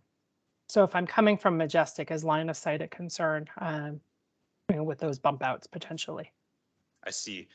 So good question. The bump outs will be at the same level as the sidewalk. And we did receive concerns when we first put in the circles about sight distance. And we did go out and trim some trees, some bushes to make sure that the line of sight was clear. Thank you. No more questions, Chair. Thank you. Councilmember McCarthy. Well, thank you. Just for the hell of it, I drive through this about 4 times a day. I live there. I actually live 1 house away from the fresh air bump out, which I'd never heard about before. Couple comments. As far as snow, I think since the snow's been there, it hasn't really created a problem. If anything, it's basically made it easier because you can see where you're supposed to drive very clearly. Before the snow, we had the problem with the candlesticks or whatever you call them. They just repeatedly were knocked over. I mean, they don't work. But I guess that was just temporary so that's not really an issue. Obviously, it's a problem for people that live in that area because they're now losing their parking. Bike lanes, okay, officially there's no bike lanes, but bicyclists do go down that street and there's a white line and it looks a hell of a lot like a bike lane. But I have seen on numerous occasions hardcore conflicts between bicyclists and cars. The cars are coming along at 25 miles an hour. The bicyclists are going like 10 miles an hour. And the bicyclists have a choice. They can either jump up onto the sidewalk or they can stay on the street. And then they've got a 3,000-pound vehicle right on their rear wheel. So I see the bicycles as a serious problem. Line of sight, going down University towards the east, when you go past Majestic, there is an issue there. It's, I've seen a couple times where where I was going down University towards the east and I had to come to a screaming halt because some car going north on Majestic pulled up so they could see and almost had an accident and I had to stop, when I had the right of way and they were supposed to stop. So I guess in summary, my biggest concern is that this plan completely discounts anything having to do with bicycles. Leave it at that. Thank you. Other questions from the commission? Commissioner Koenig. Thanks, David. Can you clarify, does the pedestrian crossing at the access to fresh air, does that include any active buttons you push and lights, or is that simply bump outs and painted stripes? Just bump outs and painted stripes. Thanks. My next question is, can you clarify, oftentimes with traffic circles, things are yelled all around, but these are kind of funny. Are there still stop signs at Majestic and Tomball? I believe that is our intention, to keep the stop signs at Majestic and Tomball in the final design. Thank you. All right, not seeing any other questions from the commission. We're going to go ahead and open this for public comment, and I will follow along in the chat and watch for raised hands and call on people here. So the first one I saw is Scott Richardson. Good afternoon. Thank you, commissioners, and everyone helping out with our traffic issues on University Avenue. I live almost at the T of Majestic and University Avenue, on University Avenue. And we fully support any of these measures that will increase the pedestrian and bicyclist safety, which in the big picture means things will be slowed down. But to what Councilman McCarthy said is the current thing does not do that. The bump outs will be effective only where they are. We had information provided to us that said there was a widening of the sidewalks consideration.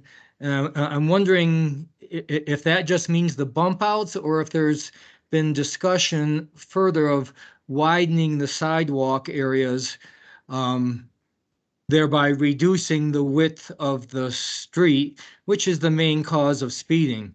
The snow has been great. University Avenue is a wreck with ice and the shade and stuff, but that's not, that's okay. But the berms have been the only thing that's narrowed traffic down, and it's done it really effectively. So using that model, sidewalk widening or whatever, anything that reduces the width of the street in a consistent manner, and which could then also incorporate bike lanes, pedestrian safety. The plans need to consider that because the effectiveness, of these roundabout circles has been next to zero. The westbound lane of University is even with this circle is just a raceway. There's no slowing down right now, and except for these snow berms now. And like I say, it's been highly effective. A stop sign on University Avenue would be extremely dangerous. people abuse the traffic laws now. Running a stop sign there would be horrific.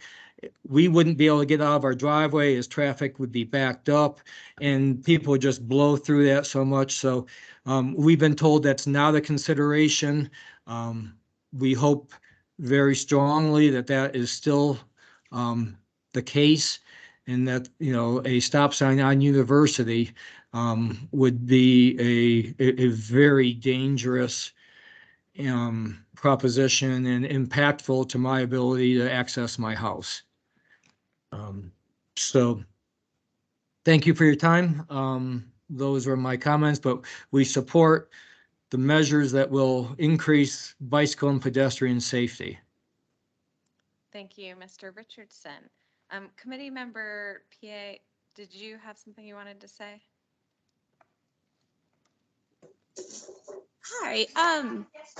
Yeah, so I'm not sure if we've heard this comment before, but everyone goes the wrong way on the roundabouts, particularly if they're turning left when going westbound on University to Majestic. And as a bicyclist, that seems very, very scary to me because they're cutting the roundabout and going the wrong way. So I hope that the bump outs might prevent that, or if there's any additional design things we could incorporate so people are forced to go the correct way on the roundabout. That would be great. Thanks. Sounds busy over there. Thanks for joining us to make a comment. Staff, do you have any response to that? Yes. So as far as the vehicles cutting in front of the circle, we do try to keep that open for the larger vehicles that might be using the roadway. We have talked about potentially doing bollards once the final design is done to discourage cutting in front of the circle.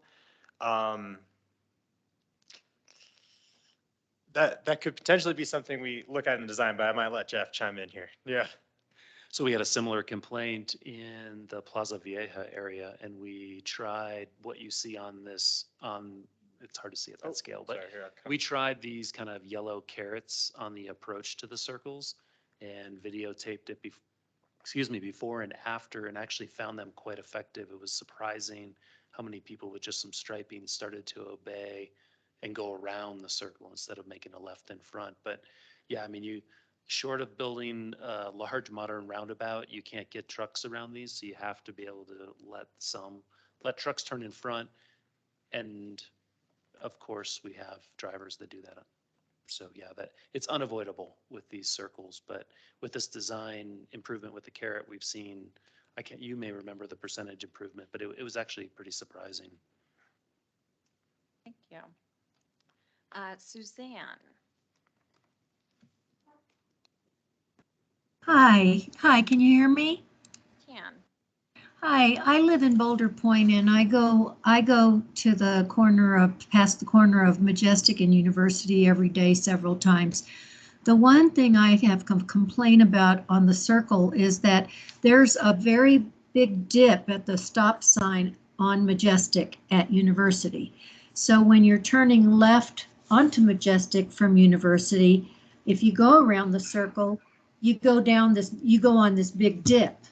And I'm just wondering, are you going to do something about that so that when people come around the circle, if they do it properly, they're not hitting the bottom of their cars on a big dip that's at the stop sign there? So that's my one question. And then the other question is it not a good idea to just put like a bump across University every so often, so people have to slow down?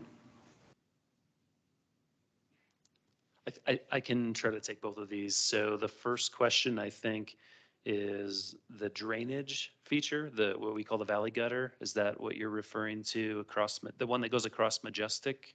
Yes, every time when I turn I hit the bottom of my car, no matter how slow I go, because it's pretty deep there. So I don't know about anybody else, but before the circles were there, when I would turn, I would kind of go at an angle, because that way I could, go one tire at a time basically, and not hurt my bottom of my car. We were not planning to modify those drainage features, and that's a new one. I hadn't heard that those were too deep. We can definitely take a look at that, but it was not part of the plan to modify the drainage across Majestic. And then your second question was, why can't we put speed bump or speed humps or speed bumps up and down University? Wouldn't that be cheaper? It would be a lot cheaper initially. We have plows that are a little different. Well, most areas you see these, there is no plowing. And where you do see plowing, typically they don't use motor graders, which is a problem here for us with those. We're going to try those raised intersections, which are gentler than a traditional speed hump, and see how it goes. And that may lead us to the type of thing that you're talking about. But at this point, and traditionally, we have not employed those. There are, I won't go in too far, but there are quite a few negative issues with those, with speeds and sounds and different things in other communities. And there's kind of a long history of them going in and coming out and going in and coming out, which we're also trying to avoid here. Okay, thank you. Brian Wilson. Yes, thank you, Madam Chair. I'd like to just briefly repeat a few comments that I've made in previous meetings. Number one, I do support the raised crosswalks near Woody Way. Number two, I do not support the circle at Majestic because I think it creates risks for bike and ped traffic, but only has a minimal impact on vehicle traffic. And number three, I think additional features are needed in other parts of Boulder Pointe. So thank you. Thank you, Mr. Wilson. Hugh Scanlon. Hi, can you hear me?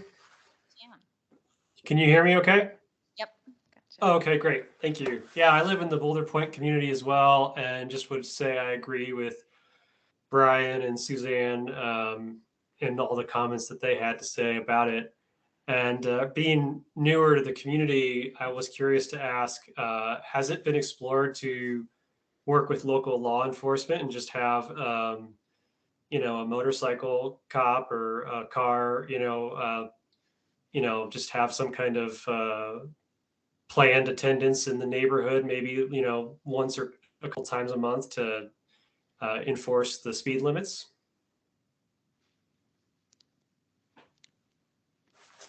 Thank you. Yeah, we have worked with the police department. There's kind of two issues with police enforcement in this area. One is it just can't be there all the time. So these types of devices are permanent, and we just don't have the staffing to have police enforcement out there all the time. The other kind of issue, if you will, is with the speed data, we're running an 85th percentile of 27. So 85% of people are going 27 or lower, which is typically not a citation. So 15% are over 27, and most of them are like 28, 29. So we don't have a lot of speeders in this area, or high speed folks.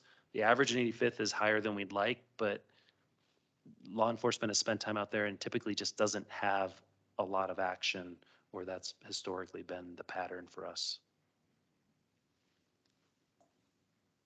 Okay, thank you. Thank you. I will note, I think some people are putting comments in the chat, but it's better to raise your hand, or I can call on you so that you can read those into the record. Not everyone on the commission can see the chat right now. With that, Doug. Now I got the microphone on. I live on University, immediately west of the intersection with Majestic.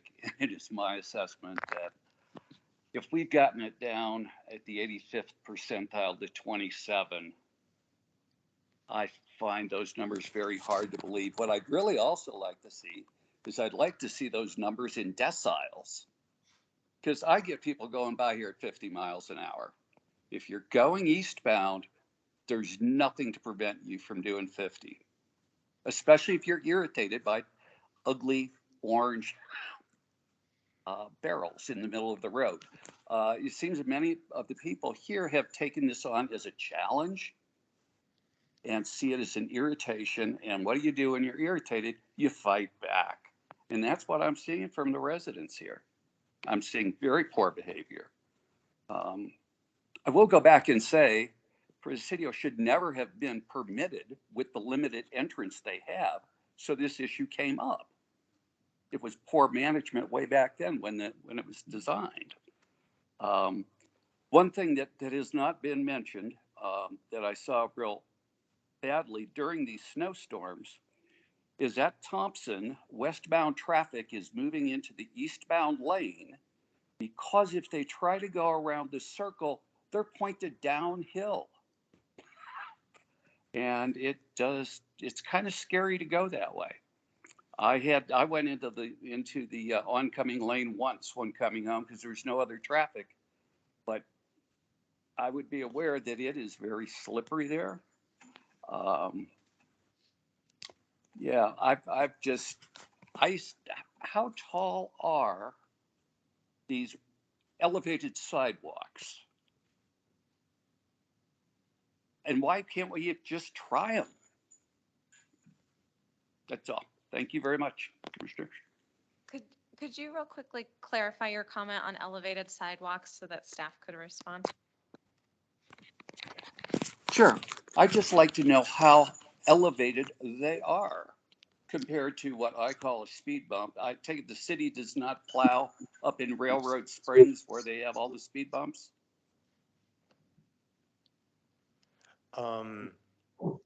That is a good question for why we Yes, there's a lot.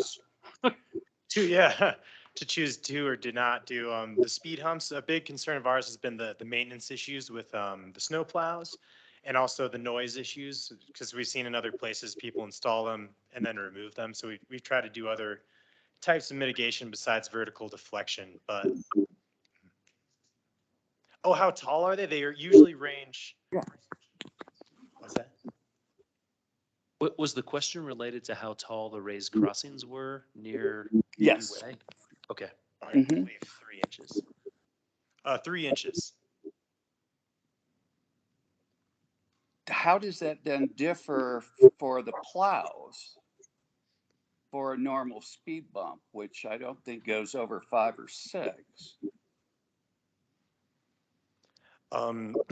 So the raised crosswalks are basically speed humps placed on the crosswalk area.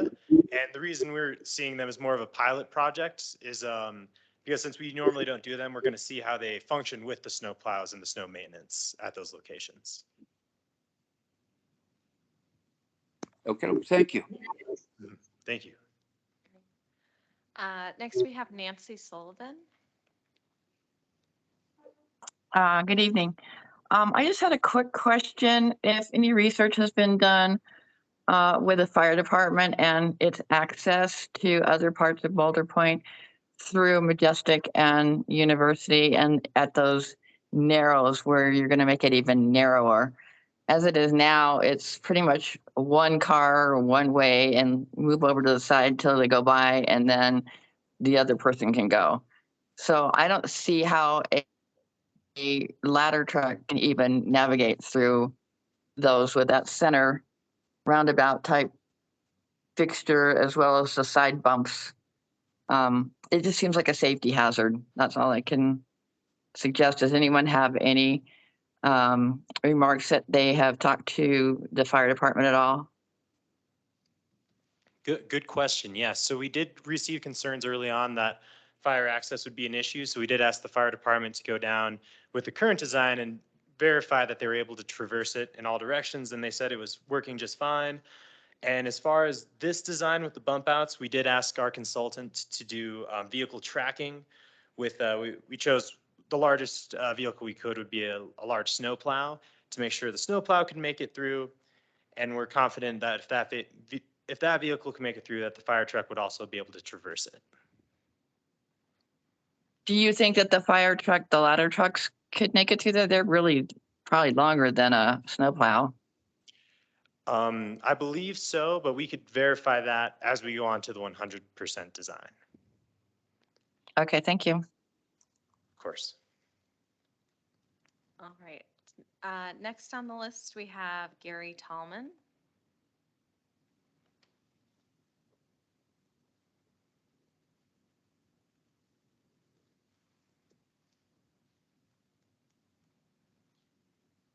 Gary, are you with us and able to unmute?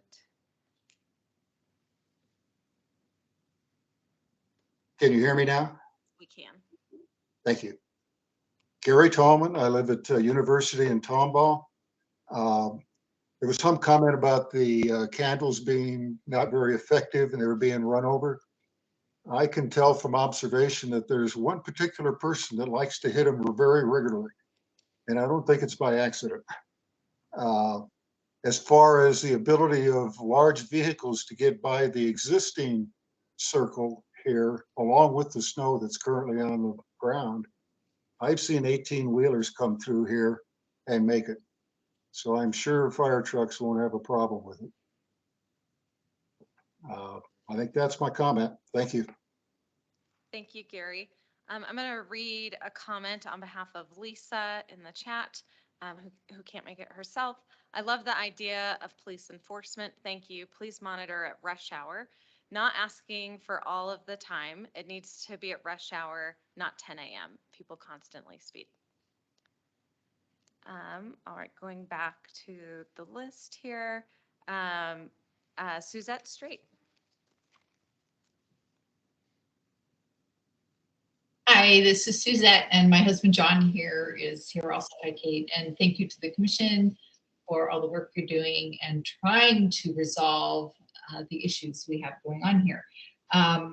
We live in Boulder Pointe, and I want to say that I agree with the comments that from Jim and Suzanne and Brian. We've experienced all the same, I guess, hazards driving through, walking through, biking through this area. We walk every day with our dog, and with the traffic circles in particular, it's become much more dangerous for walking, I think, with cars.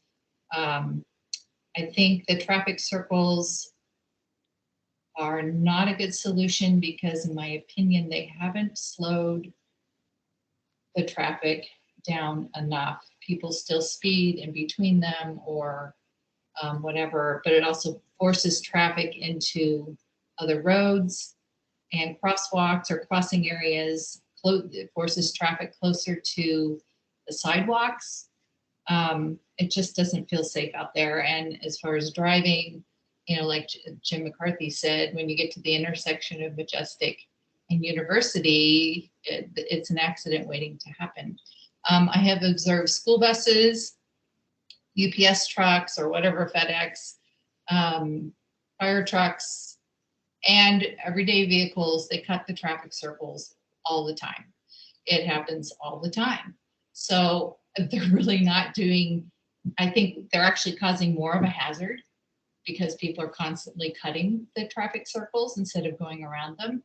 That creates more of a hazard and more of a safety issue than they're meant to be doing. So I think this is a lot of money that is being spent on this. I don't think the traffic circles are a good solution because they're really not solving the problem. And I think we need to spend more time before we spend more money on trying to fix this, because I don't think the traffic solutions are working. I do like the idea of elevated crosswalks. I think it's a lot cheaper, and it would be good to explore that before doing something much more permanent like these traffic circles. And I think the main problem isn't so much the speeding. Yes, people are continuing to speed. It's the level and the amount of traffic that comes to this area. The streets were not designed originally to accommodate the amount of traffic that is now coming through from Presidio. And I think that's kind of being ignored here. John, anything? My only comment would be, I think it would be a wise experiment, like you mentioned, to try the raised crosswalks to see how that works with the graders and the snow plows. And if that works, then I think an effective way to calm traffic would be those large traffic or speed bumps down University, because once you leave the traffic circle, there's nothing slowing you down at that point.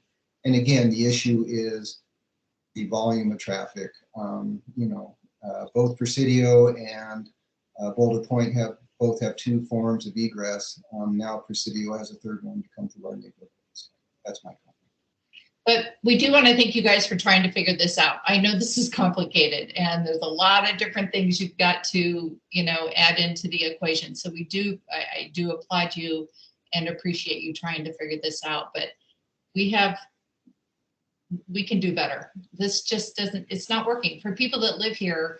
And we've heard it from everybody, so many people, the traffic circles are not working and they create more hazard than they prevent. That's it. So thank you. Thank you.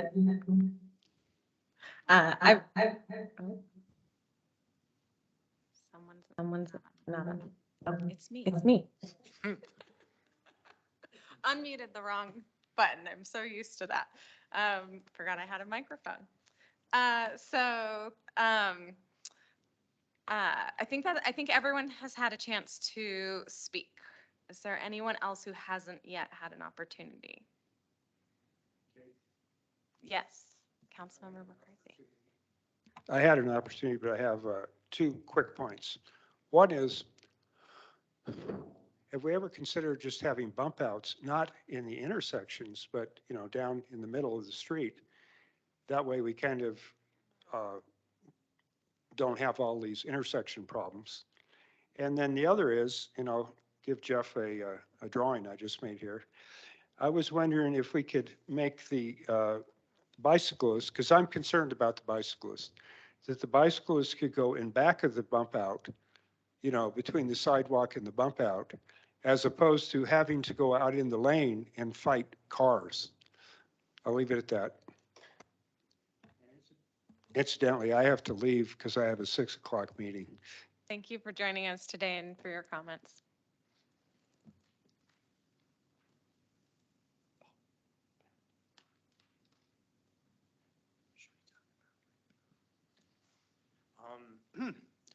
All right. Well, I just want to thank the public for all their comments. That was very, very good feedback to hear. I know there's a lot of challenges with these circles, and it's very good to hear the feedback about the accommodating the bicyclists and the pedestrians. I do want to emphasize that we kind of have 2 different conflicting goals, like one goal being slowing vehicles and one goal being accommodating pedestrians and bicyclists, which we might not be able to do both at the same time.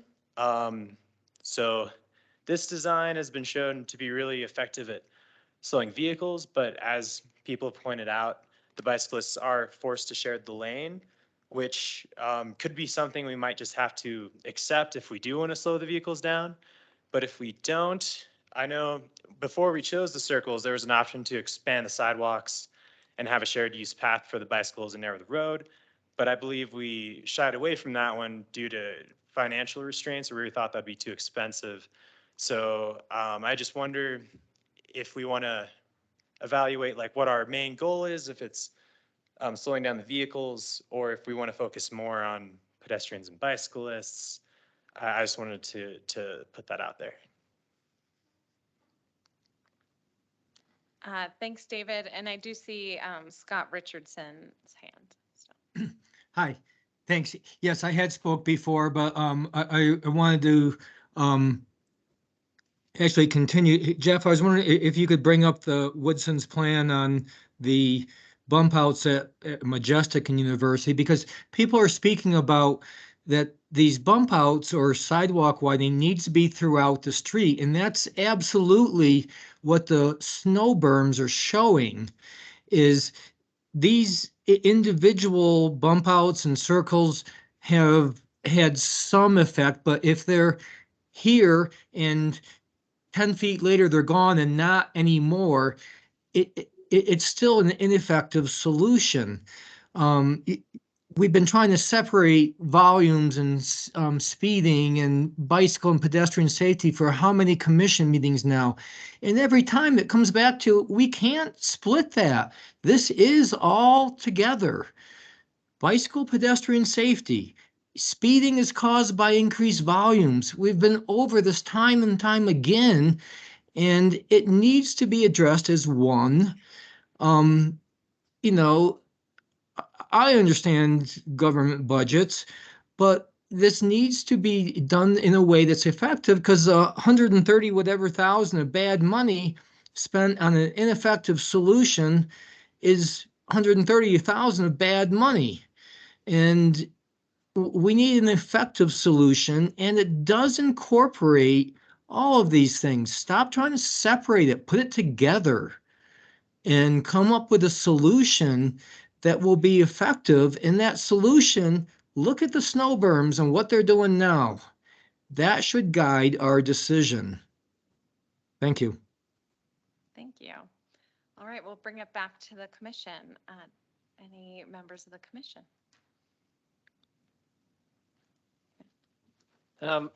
David, what's the current timeline for this work, assuming you were to move forward from here? So, good question. I think originally we were hoping to do construction in the summer, but we might have missed that window, delaying due to the petition. So if it's not this summer, we'd want to construct it next year in the fall, I think. Okay. Yeah, I guess my comment was going to be that if we're not going to build it until next year anyway, that really does give us the opportunity to pursue vertical deflections possibly. I know that they are not desired because of the challenges that comes with clearing snow from them. And I know if you look in Arizona, we certainly have the most snow and every place else doesn't. So, they're used all over the country and the world. I was doing some research on this, and you know, the city of Montreal has some kind of a document that talks about them, and nowhere do they mention that they have problems with snow. Also, in the federal transportation traffic calming measures that you mentioned that are listed, you guys listed in different document. Those also say they're a great solution and don't comment on snow. And yeah, so anytime that we can, if we have that year to test them out, I think it would be great. Gotcha. So are you suggesting to move forward with the Woody Way area vertical deflections as the pilot project, and then come back and think about that for the other part of university? Are you talking about splitting the project? I guess I need more information. I think the Woody Way vertical deflections sound great, and we should move forward with those. I would propose evaluating vertical deflections at Majestic and Tomball as well, or at whatever periodic distance they're needed. So we had quite a long discussion, not with the commission, but with the fire department, with emergency services, and with public works to get those 3 installed. And so I'm confident they're not going to be interested in doing more than 3 for a trial at this point. So there's a couple of things that are different is what we're being told. So we don't use salt. So anything that's left behind, as you can see, turns into ice and just sits there. And so the issue is, you know, your plow is pushing snow to the outside usually, and then you have to turn it flat to go over the speed humps. And so you end up leaving snow behind on the right and the left side. And then you get it back over. So, I mean, it's physically possible to go over them, but it leaves snow behind in most places. And Montreal is going to be one. They use a ton of salt. So it's a little bit different environment. The second thing we're being told is that we use motor graders instead of just snow plows, which is a snow plow has a floating blade at the front. So in most cities, it kind of floats over that vertical deflection. With a motor grader, you're actually kind of you're kind of loading the vehicle on the plow. So the grader operator has to turn and actually lift and profile over that hump as he drives there. So it's a much more complicated maneuver than just a plow truck. And then this is universal, you probably ran into this, but each of these slow down emergency vehicles as well. So as you start piling them up, you're just delaying emergency responders, and they're obviously concerned about every second. So I could say with pretty good certainty that if you want to move forward those 3, that is an option to break it up. But if the idea is no, let's put like 6 of them in, I don't think we're not gonna be able to get there with those departments. That's fair. Yeah, a lot of other communities use them. They have solutions to a lot of those things. I recognize Flagstaff is unique because of the lack of salt.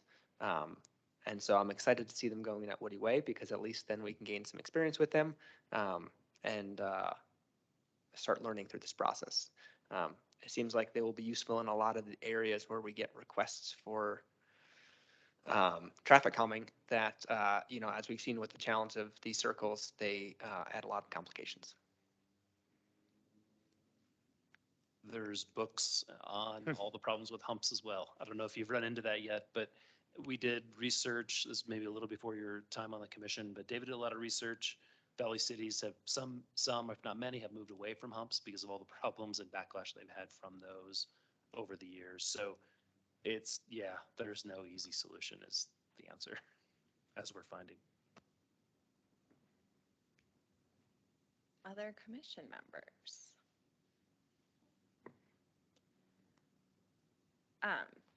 I'd be happy to go. So just knowing the history on this project and the many times the residents have been back and staff working hard to try to find resolution, I guess where I'm at is I'm also very much a process person. And I think this same conversation came to us sometime this summer, I'm not sure, months ago. The idea that this wasn't enough came forward to the committee or to the commission. And I think at that time I had made comments, I think they've been referenced in meetings since, about, well, we could do something more drastic, right? And I was referencing things that were very drastic, like we could do a single lane road and cars have to wait to pass each other. And people might not like that either, but that would resolve these problems. But the commission didn't vote to do that. The commission voted to move forward with the plans, and that's what staff have been doing over the last couple months to get to the 60% plan. And so while that may not have been my recommendation, I actually don't know what my recommendation was without going back and looking. I am a process person, and I do believe the right thing to do right now is to continue forward with the 60% plans into final design and construction. And then what I would propose to the community is, I'm hearing a lot of, we don't think this is enough. And we have a process for that, and it's to submit a residential speeding complaint to the city, and they'll study it and see if it doesn't meet needs. And so I guess my proposal would be, let's try this. It's been a couple years of back and forth. And then if it's not working, we can study that and we can look for the additional improvements that I'm hearing people say this isn't enough. So we can always add more in the future. I hear the comments about let's not spend money on things we're not sure will work. But I do think this is very different than the temporary systems staff have put up. This is, being fully designed by an engineer. I think it is, it's different than the demo or pilot project where we have had a lot of issues. And I think staff would admit to there have been issues with the different versions of that out there. So that's where my head is at. But I'm still open to other discussion from the commission. And I will acknowledge, I'm not sure there's very many of the same commission members on this commission since we had that discussion. Commissioner Mazza. Thank you, Chair. And I was going to say the exact same thing, that I, don't have the history to all of this, but I really appreciate the amount of attention and suggestions and recommendations in the lived experience that the residents and neighbors, have brought forward today. I feel strong that, we should go and take what we can and test out the raised medians back near Presidio. I think that that's a good starting point. I also appreciate the process piece from our chair. I agree, but I am also feeling that there's some challenges that have really been raised here today that I hope from the 60 to 100% plan set we really can work through. And I guess, as I'm thinking through my comments, and to Jeff, and I know that there are challenges with this, but have we also looked at lowering the speed limits? And the reason for the ask is that if you sign it for 20 and someone's going 35, that's a different ticket than if it's 25 and someone's going 35, right? I mean, you kind of hit that threshold where it's like, is it really worth, hitting that very, very expensive speeding ticket? And I know other communities around, the country are trying to limit their speed limits to, kind of as an indicator that, speed is not tolerated. So has that also been looked at? That is a great question. Yes, it has. And we did look at a report from Boulder, Colorado, because they did a campaign which was 20 is plenty, and they lowered all the speed limits on their 25-mile-per-hour roadways to 20 miles per hour. But when they reviewed the speeds on the roads that they lowered the speed limit, they found that there was no change, and that in some cases the speeds increased. They did like you said, when there was enforcement, they noticed that it was more effective, but when the enforcement left, speeds went right back to where they were before, because we found that speed is more of a function of the physical characteristics of the road, the curves, the width, things like that. And the actual number on the sign has not as big of an effect on speeds as those physical attributes do. No, that makes perfect sense, and which is why we're looking at, this type of design functions as well. I appreciate that. Since I don't have the history, I look to those who were on the commission, for support and encouragement, I guess, taking this to, the full plan set, and seeing how the process unfolds. We need something. And, are we at that stage where something is better than nothing? And that's just where I would value others' insight.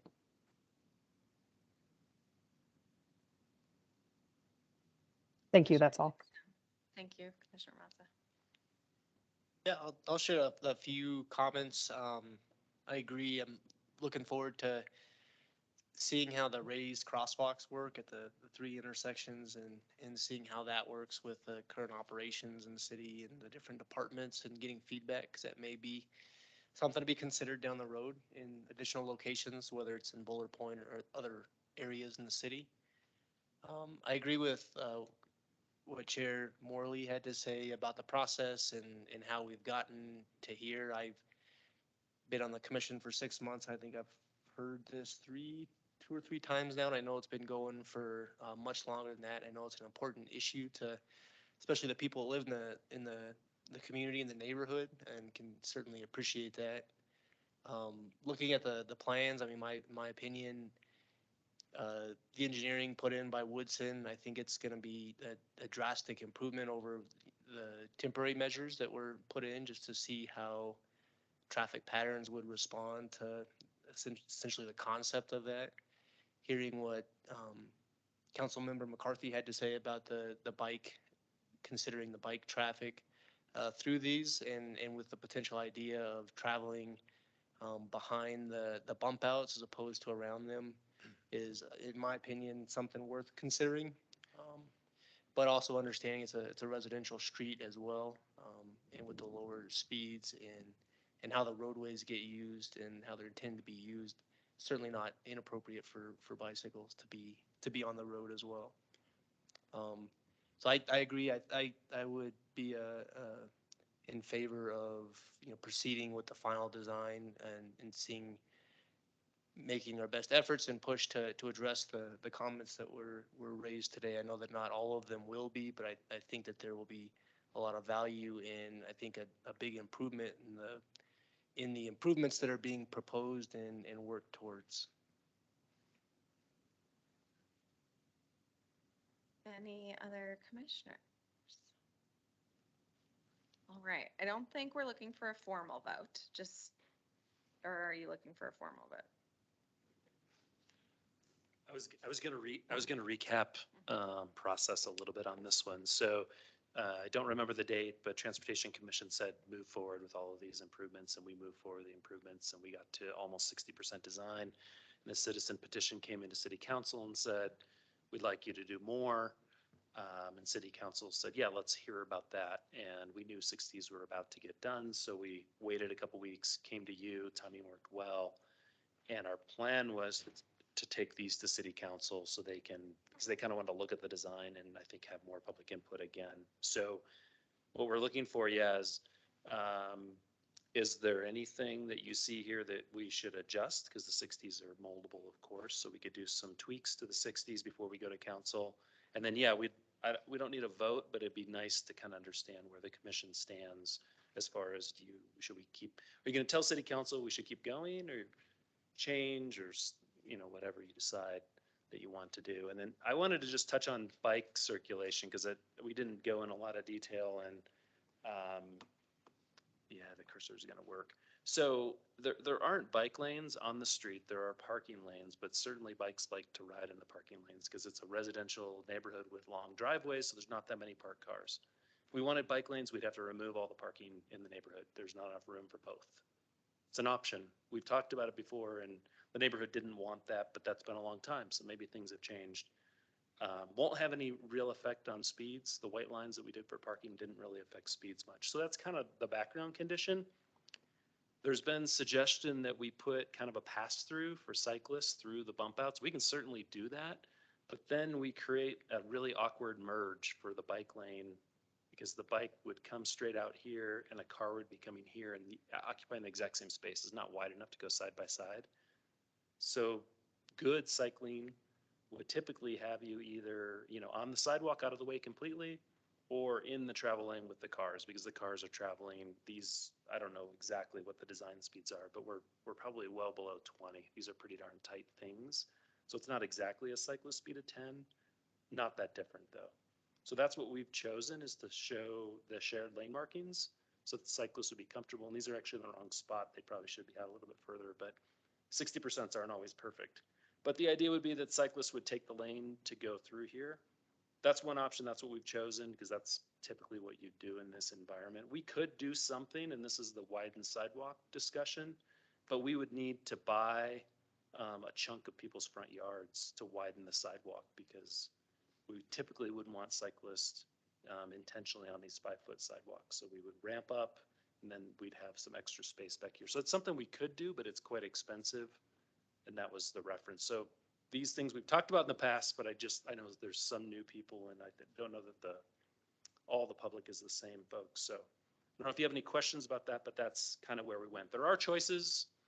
We can do it differently, but there are some consequences for cost and we may not be able to get the land without condemnation in some cases. It becomes a much bigger deal. So does that help?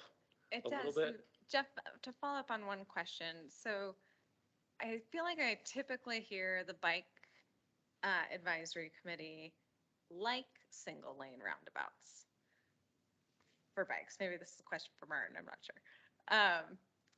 But so I guess I'm looking at a single lane roundabout thinking, I keep hearing that these are a preferred solution. So is that true? Like, am I summarizing that right? Are we hearing that they like single lane roundabouts and? So yes, single lane roundabouts are better than multi-lane roundabouts and are better than signals, but it may change by what cyclists you talk to.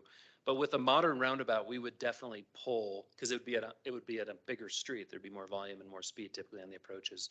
So a modern roundabout, we'd have bike lanes coming in and then we'd have ramps and we'd have 10-foot sidewalks. You would take them back. We would take them off the street. We would take bikes off the street, but this is a traffic circle kind of it's a collector street bordering on a local street. It's a different environment. We don't go to the expense to build a modern roundabout.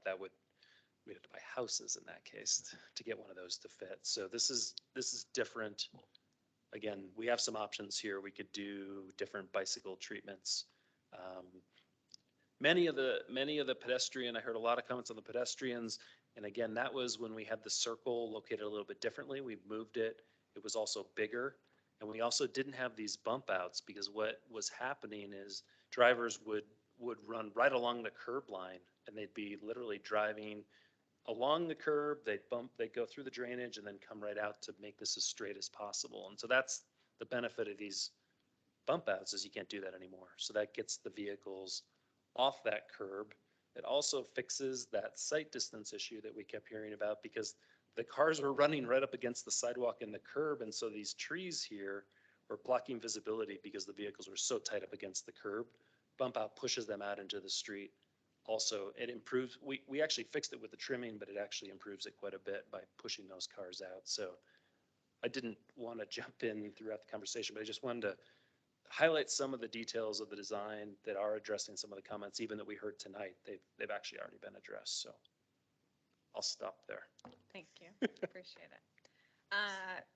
So commission, we've heard staff request a little more clarity on what we want to do. Yeah, Commissioner Eckoff.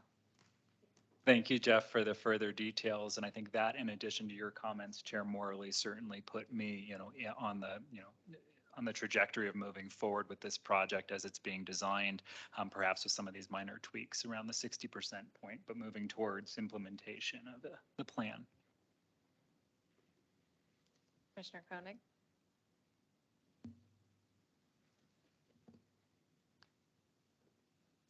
I guess one of my main requests is that if this goes before council, if it's not going to be built this year, if the construction of the two sections could be split, so we could build the Woody Way raised crosswalks this year.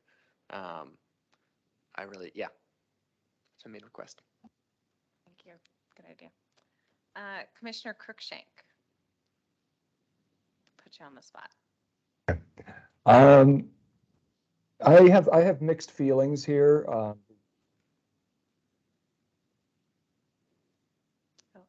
We just lost your mic. It was working, then it cut out. Oh, I'm sorry. Can you hear me now? We can. Okay, sorry. I was saying I have a little bit of mixed feelings. I was definitely in favor, I think, of moving forward with this project, pretty much as is. Hearing a lot of the comments from the people who live in the neighborhood, it does make you wonder a little bit. I do think that with the temporary fixtures in the road, this is, as Jeff just pointed out, this is different with the bump outs. And so it's hard, I think, to say, oh, well, what we have right now isn't working and this won't work either.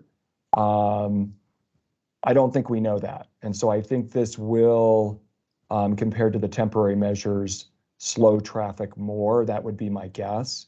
So with that said, I would indicate my support with going forward with these plans to the city council.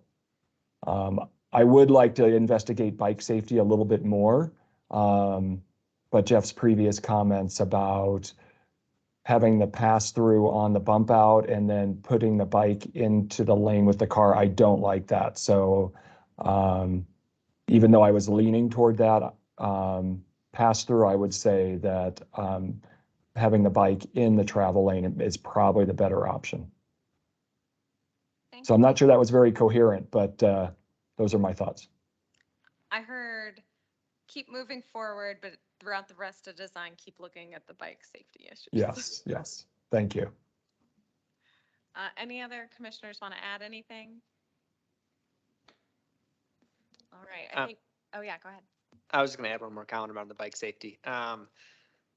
Yeah, I think, ideally, if these things slow cars down, and then that's not as bad of an issue for bikes to go through there with the cars. And the Sharrow should help significantly right now, where I think there's just confusion around where bikes are expected to ride or not.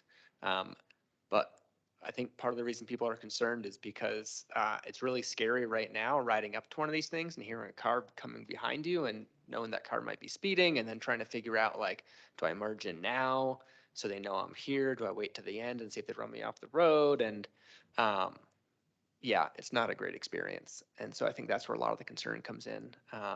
But if they do slow traffic down, then it helps to resolve that. Thank you.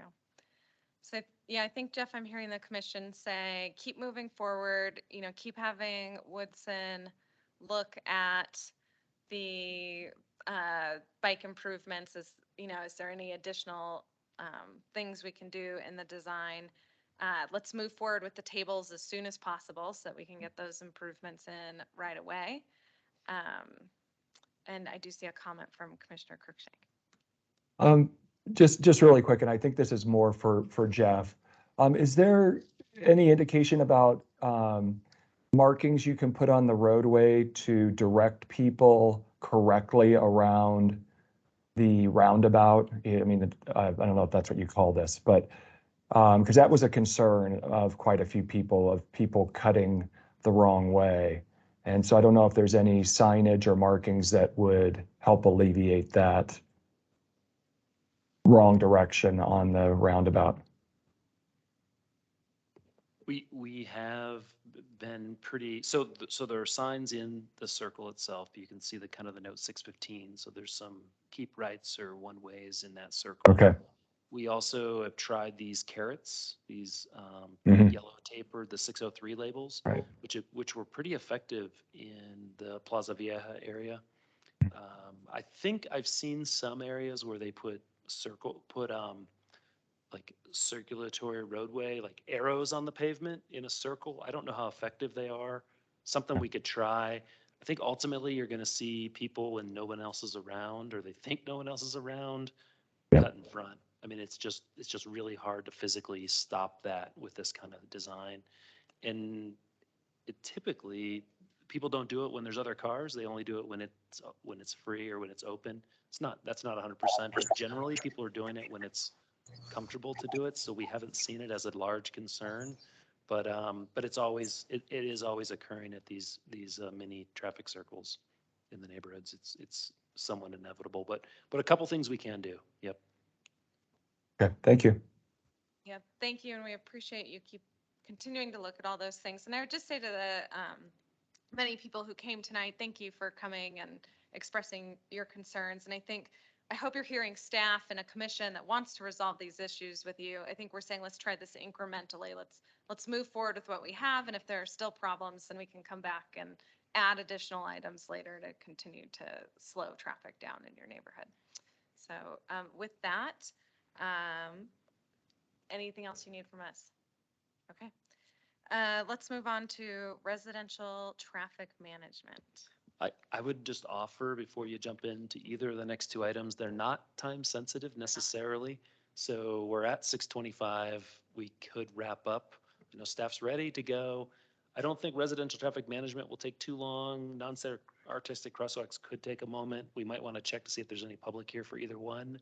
But I would offer we could punt to April. We could talk about March.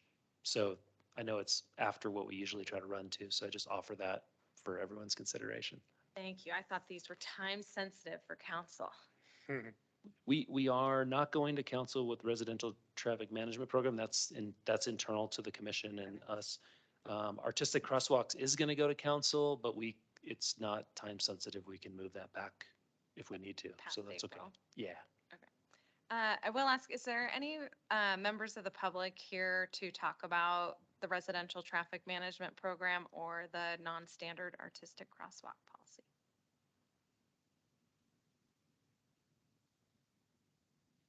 All right. Seeing none, are there any members of the commission that feel passionate about talking about either of these items tonight? I think the residential traffic management plan could be quick, and it'd be nice to implement it sooner rather than later so that, it can start being used for future requests. Great. Do we have enough commissioners who are able to continue to stay with us so we can have a quorum? Anybody need to leave? Okay. I do need to leave myself, actually. Sorry, who said that? I'm sorry, this is Commissioner Donardi. I apologize. No worries. It's like the voice out of nowhere. Thank you, Commissioner Donardi, for coming tonight. Appreciate it. Thank you all. Take care. Stay safe. Let's see. Okay, so let's do residential traffic management. And David's going to queue that up. And basically, we've addressed the comments that we've received over the last couple of meetings. He'll kind of review those comments with you. And then we've included a red line version, final draft version, and we're ready for your approval adoption so we can start using it. Agreed. We'd love to implement this as soon as possible. So thanks for bearing with us tonight. Yes, very excited to be able to present this to you. So the residential traffic management guide update, I believe you've gotten the final draft where we've taken all the comments that we've received and try to compile them and address them. And so I'll dive right into it. Feedback from December. The first one was to clarify if property owners or tenants are allowed to vote on traffic calming. And we decided that either one can vote, but the property owner would be the deciding vote if there was a conflict. We took out the cut-through statement like we talked about. We need to clarify if the project can be brought to the next available Transportation Commission meeting. That was addressed in the new documents. We clarified policy 8 to traffic calming measures, or it originally was traffic calming measures may not alter traffic patterns, thus creating potential safety and quality of life concerns for other residents. We changed that language so they must be carefully considered. That could be a bigger promise than we might be able to keep in the current language, but what it is now in the final document is a little more softer. There was concern for the requirement for approval from the neighborhood, and we do recommend keeping this requirement with 65% of the area plus 100% of the people immediately adjacent. Our goal is to try to avoid the conflict that we're seeing in other projects where certain members of the neighborhood are supportive of the traffic calming, but others are very not supportive. We'd want to try to get that approval down in the beginning so that we can avoid any delays or any like changing in design and make sure that the neighborhood wants what we're going to install.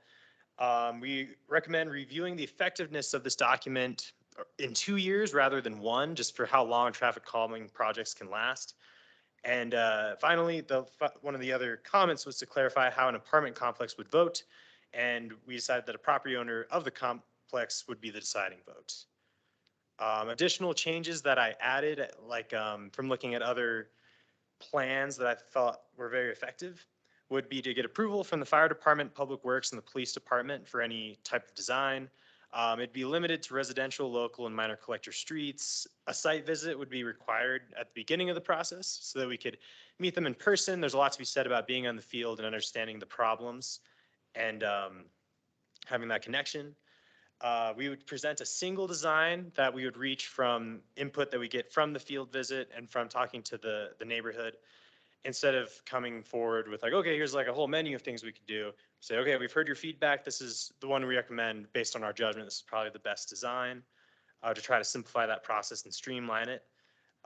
Neighborhood approval would be gathered after the trial installation is in place and tested rather than before, how it was in the document.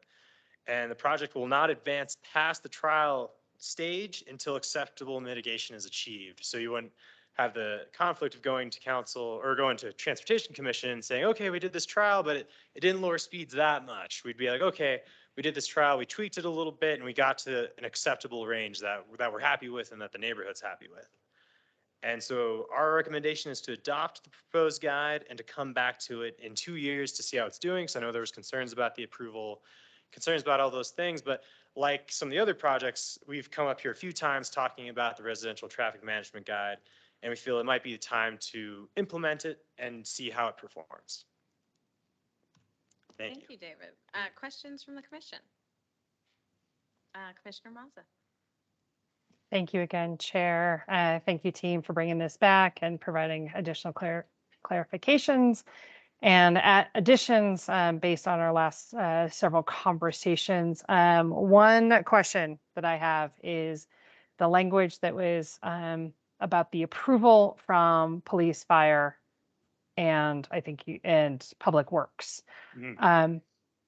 Just going to ask the question, when roadways are being designed, when intersections are being designed, do you receive approval from those 3 entities? And is this standard order practice, or are we opening something that might change the way that we do business going forward? Thinking, if it is, then maybe we gain recommendations from them. I mean, because that, police and fire have to get to places fast, and that might be in conflict with what we're trying to do. So just wanted to ask that question. That is a great question. It could definitely be worded differently. Approval might be too strong of a requirement. As far as when we are designing roadways or improvements, I know for our internal review, if we have like new developments in town, we do correspond with fire and public works on our improvements to make sure that it works for everybody. And like, we're one voice in all the voices in the city, and they are part of that process. But what do you think, Jeff? Do you think we could change that language from like approval from them to maybe just getting the recommendation? We could, yeah, you're right. Fire is an approving body, and so is Public Works with all construction plans as they go through the review process. Police are not, so we've added police, and we could make it more of an inform. Eric or Commissioner Mazza, you're absolutely right. I mean, they understand what we're trying to accomplish, and they've been very gracious, I think, working with us on some of these vertical deflection things. But yeah, we value those voices, and we really are not, as a member of the team, going to go against them. So we could soften the language, but ultimately we're going to work with them closely. And if they've got a strong objection, we're not going to move forward with something. So I don't know if I answer your question all that well. We could soften it, but we are still going to work with them. If they've got Absolutely. strong objections, we're gonna work with that. Yeah, no, and team, I'm really sorry. In order to hear everything, I had to turn my camera off because I've had unstable internet for a few weeks now, it seems like. So sorry you can't see me. But I think just consistent language is really what I'm ultimately looking for. So Jeff, what you just said, I think, if we just keep it consistent from what is being done now from construction, documents and approvals and recommendations, and just kind of stay the course. Thank you. Other commission members? I appreciate the updates, and I would support moving forward as well, especially with this 2-year point of, checking out what we've done, and also the opportunity, if there's something not working great midstream, to come back to the commission before that point, if it makes sense to. Any other commission members? No, I'll just add my appreciation. Thank you guys for updating this. It's been several iterations here, and I don't have any additional comments, and I'm in support of it. Commissioner Cruikshank. I'm going to echo the same thing. Thank you for the update, and I'm in favor of moving forward with the changes as is. My only comment is I still don't love the 65% approval, but I'm willing to try. So thank you for the solution to bring it back and quoting me on just try it, bring it back. Nice one. All right. Commissioner Mazza, sorry, I'm not sure I captured your end thought there. You wanted to change the word to recommendation or leave it at approval? Thank you, Chair. All I'm asking is to just make sure that the language of how new project or new construction projects are put together, that we have just consistent language with how we accept feedback, get, whether it's an advising role or whether it's an approval role. Mm-hmm. So just keep it consistent with how we do normal day-to-day business.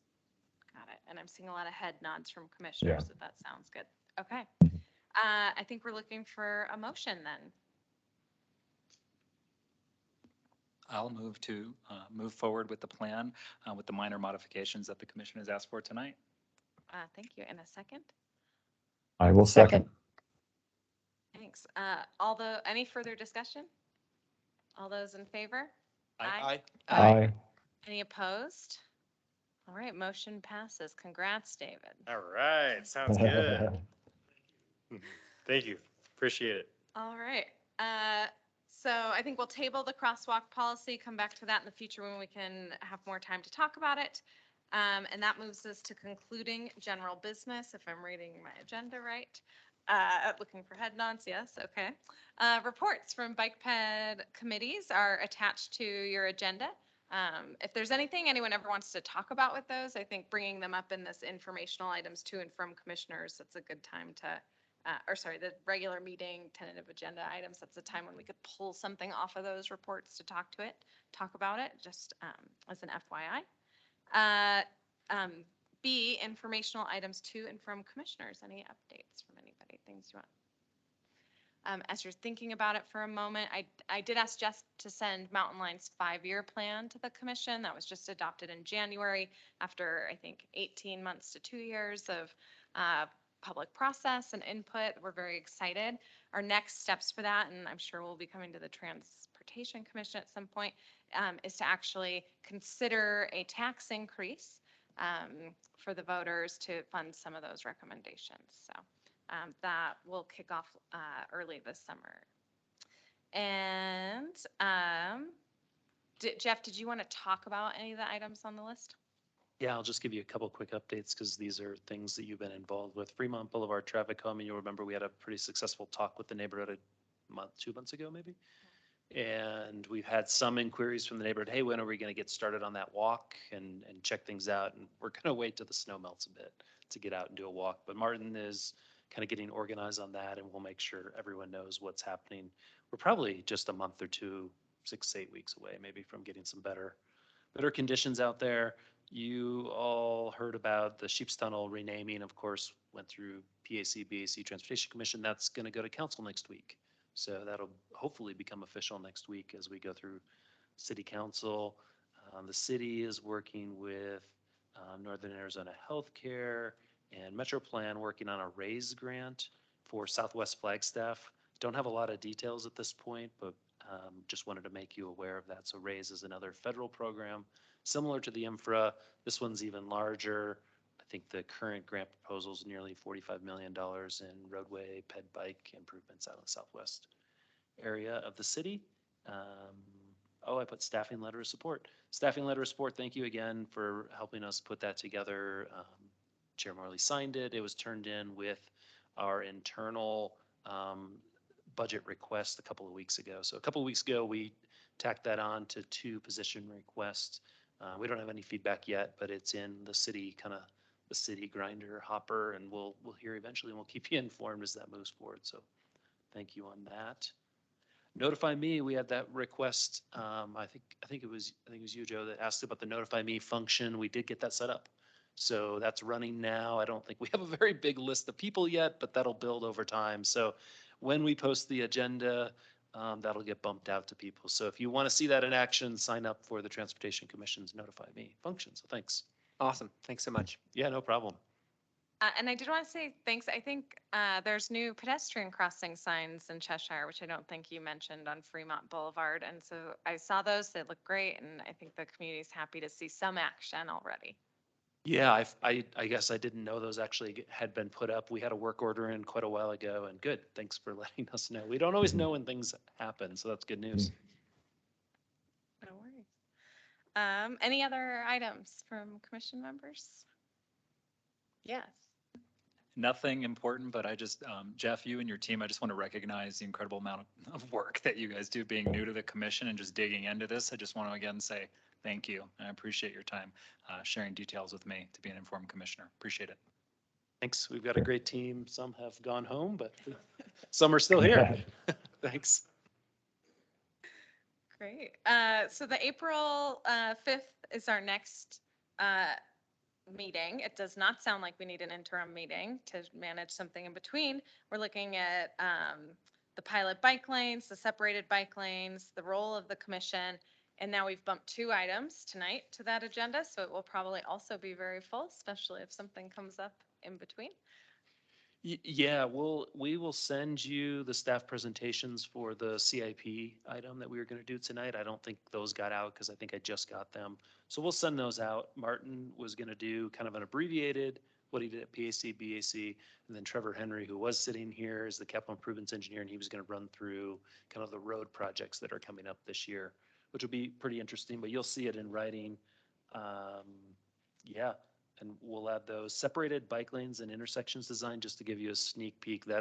We did a 15% design for the intersection of Butler and Beaver and Butler and San Francisco to make those kind of protected intersection style, which is complementary to the separated bike lanes on Butler. And that's the second portion of that. We're working on a separated bike lane design for Butler that would replace the temporary with moving the curb. So there'd be kind of 10 or 11-foot sidewalks. The 3 of those projects are not funded in our program. They're likely to be super expensive, but we're hoping to get the 15% designs put together so that we'd be more competitive with federal grants that are out there. So we wanted to give you kind of a rundown on what those look like. When we go to council with the pilot bike lane update in June, and we have a date, it's the very beginning of June, we'll also do this separated bike lane presentation to them. So you'll kind of be our dry run for those. So there's your sneak peek. That'll be fun stuff to look at. Very exciting. And thanks to all the staff who showed tonight who didn't get to do their presentations. Any other items from commission members? All right. Well, with that, we will adjourn. I don't think we need a motion. All right. Adjourned. Thank you Thank you all. online as well. Thank you. Thank you. Thank you.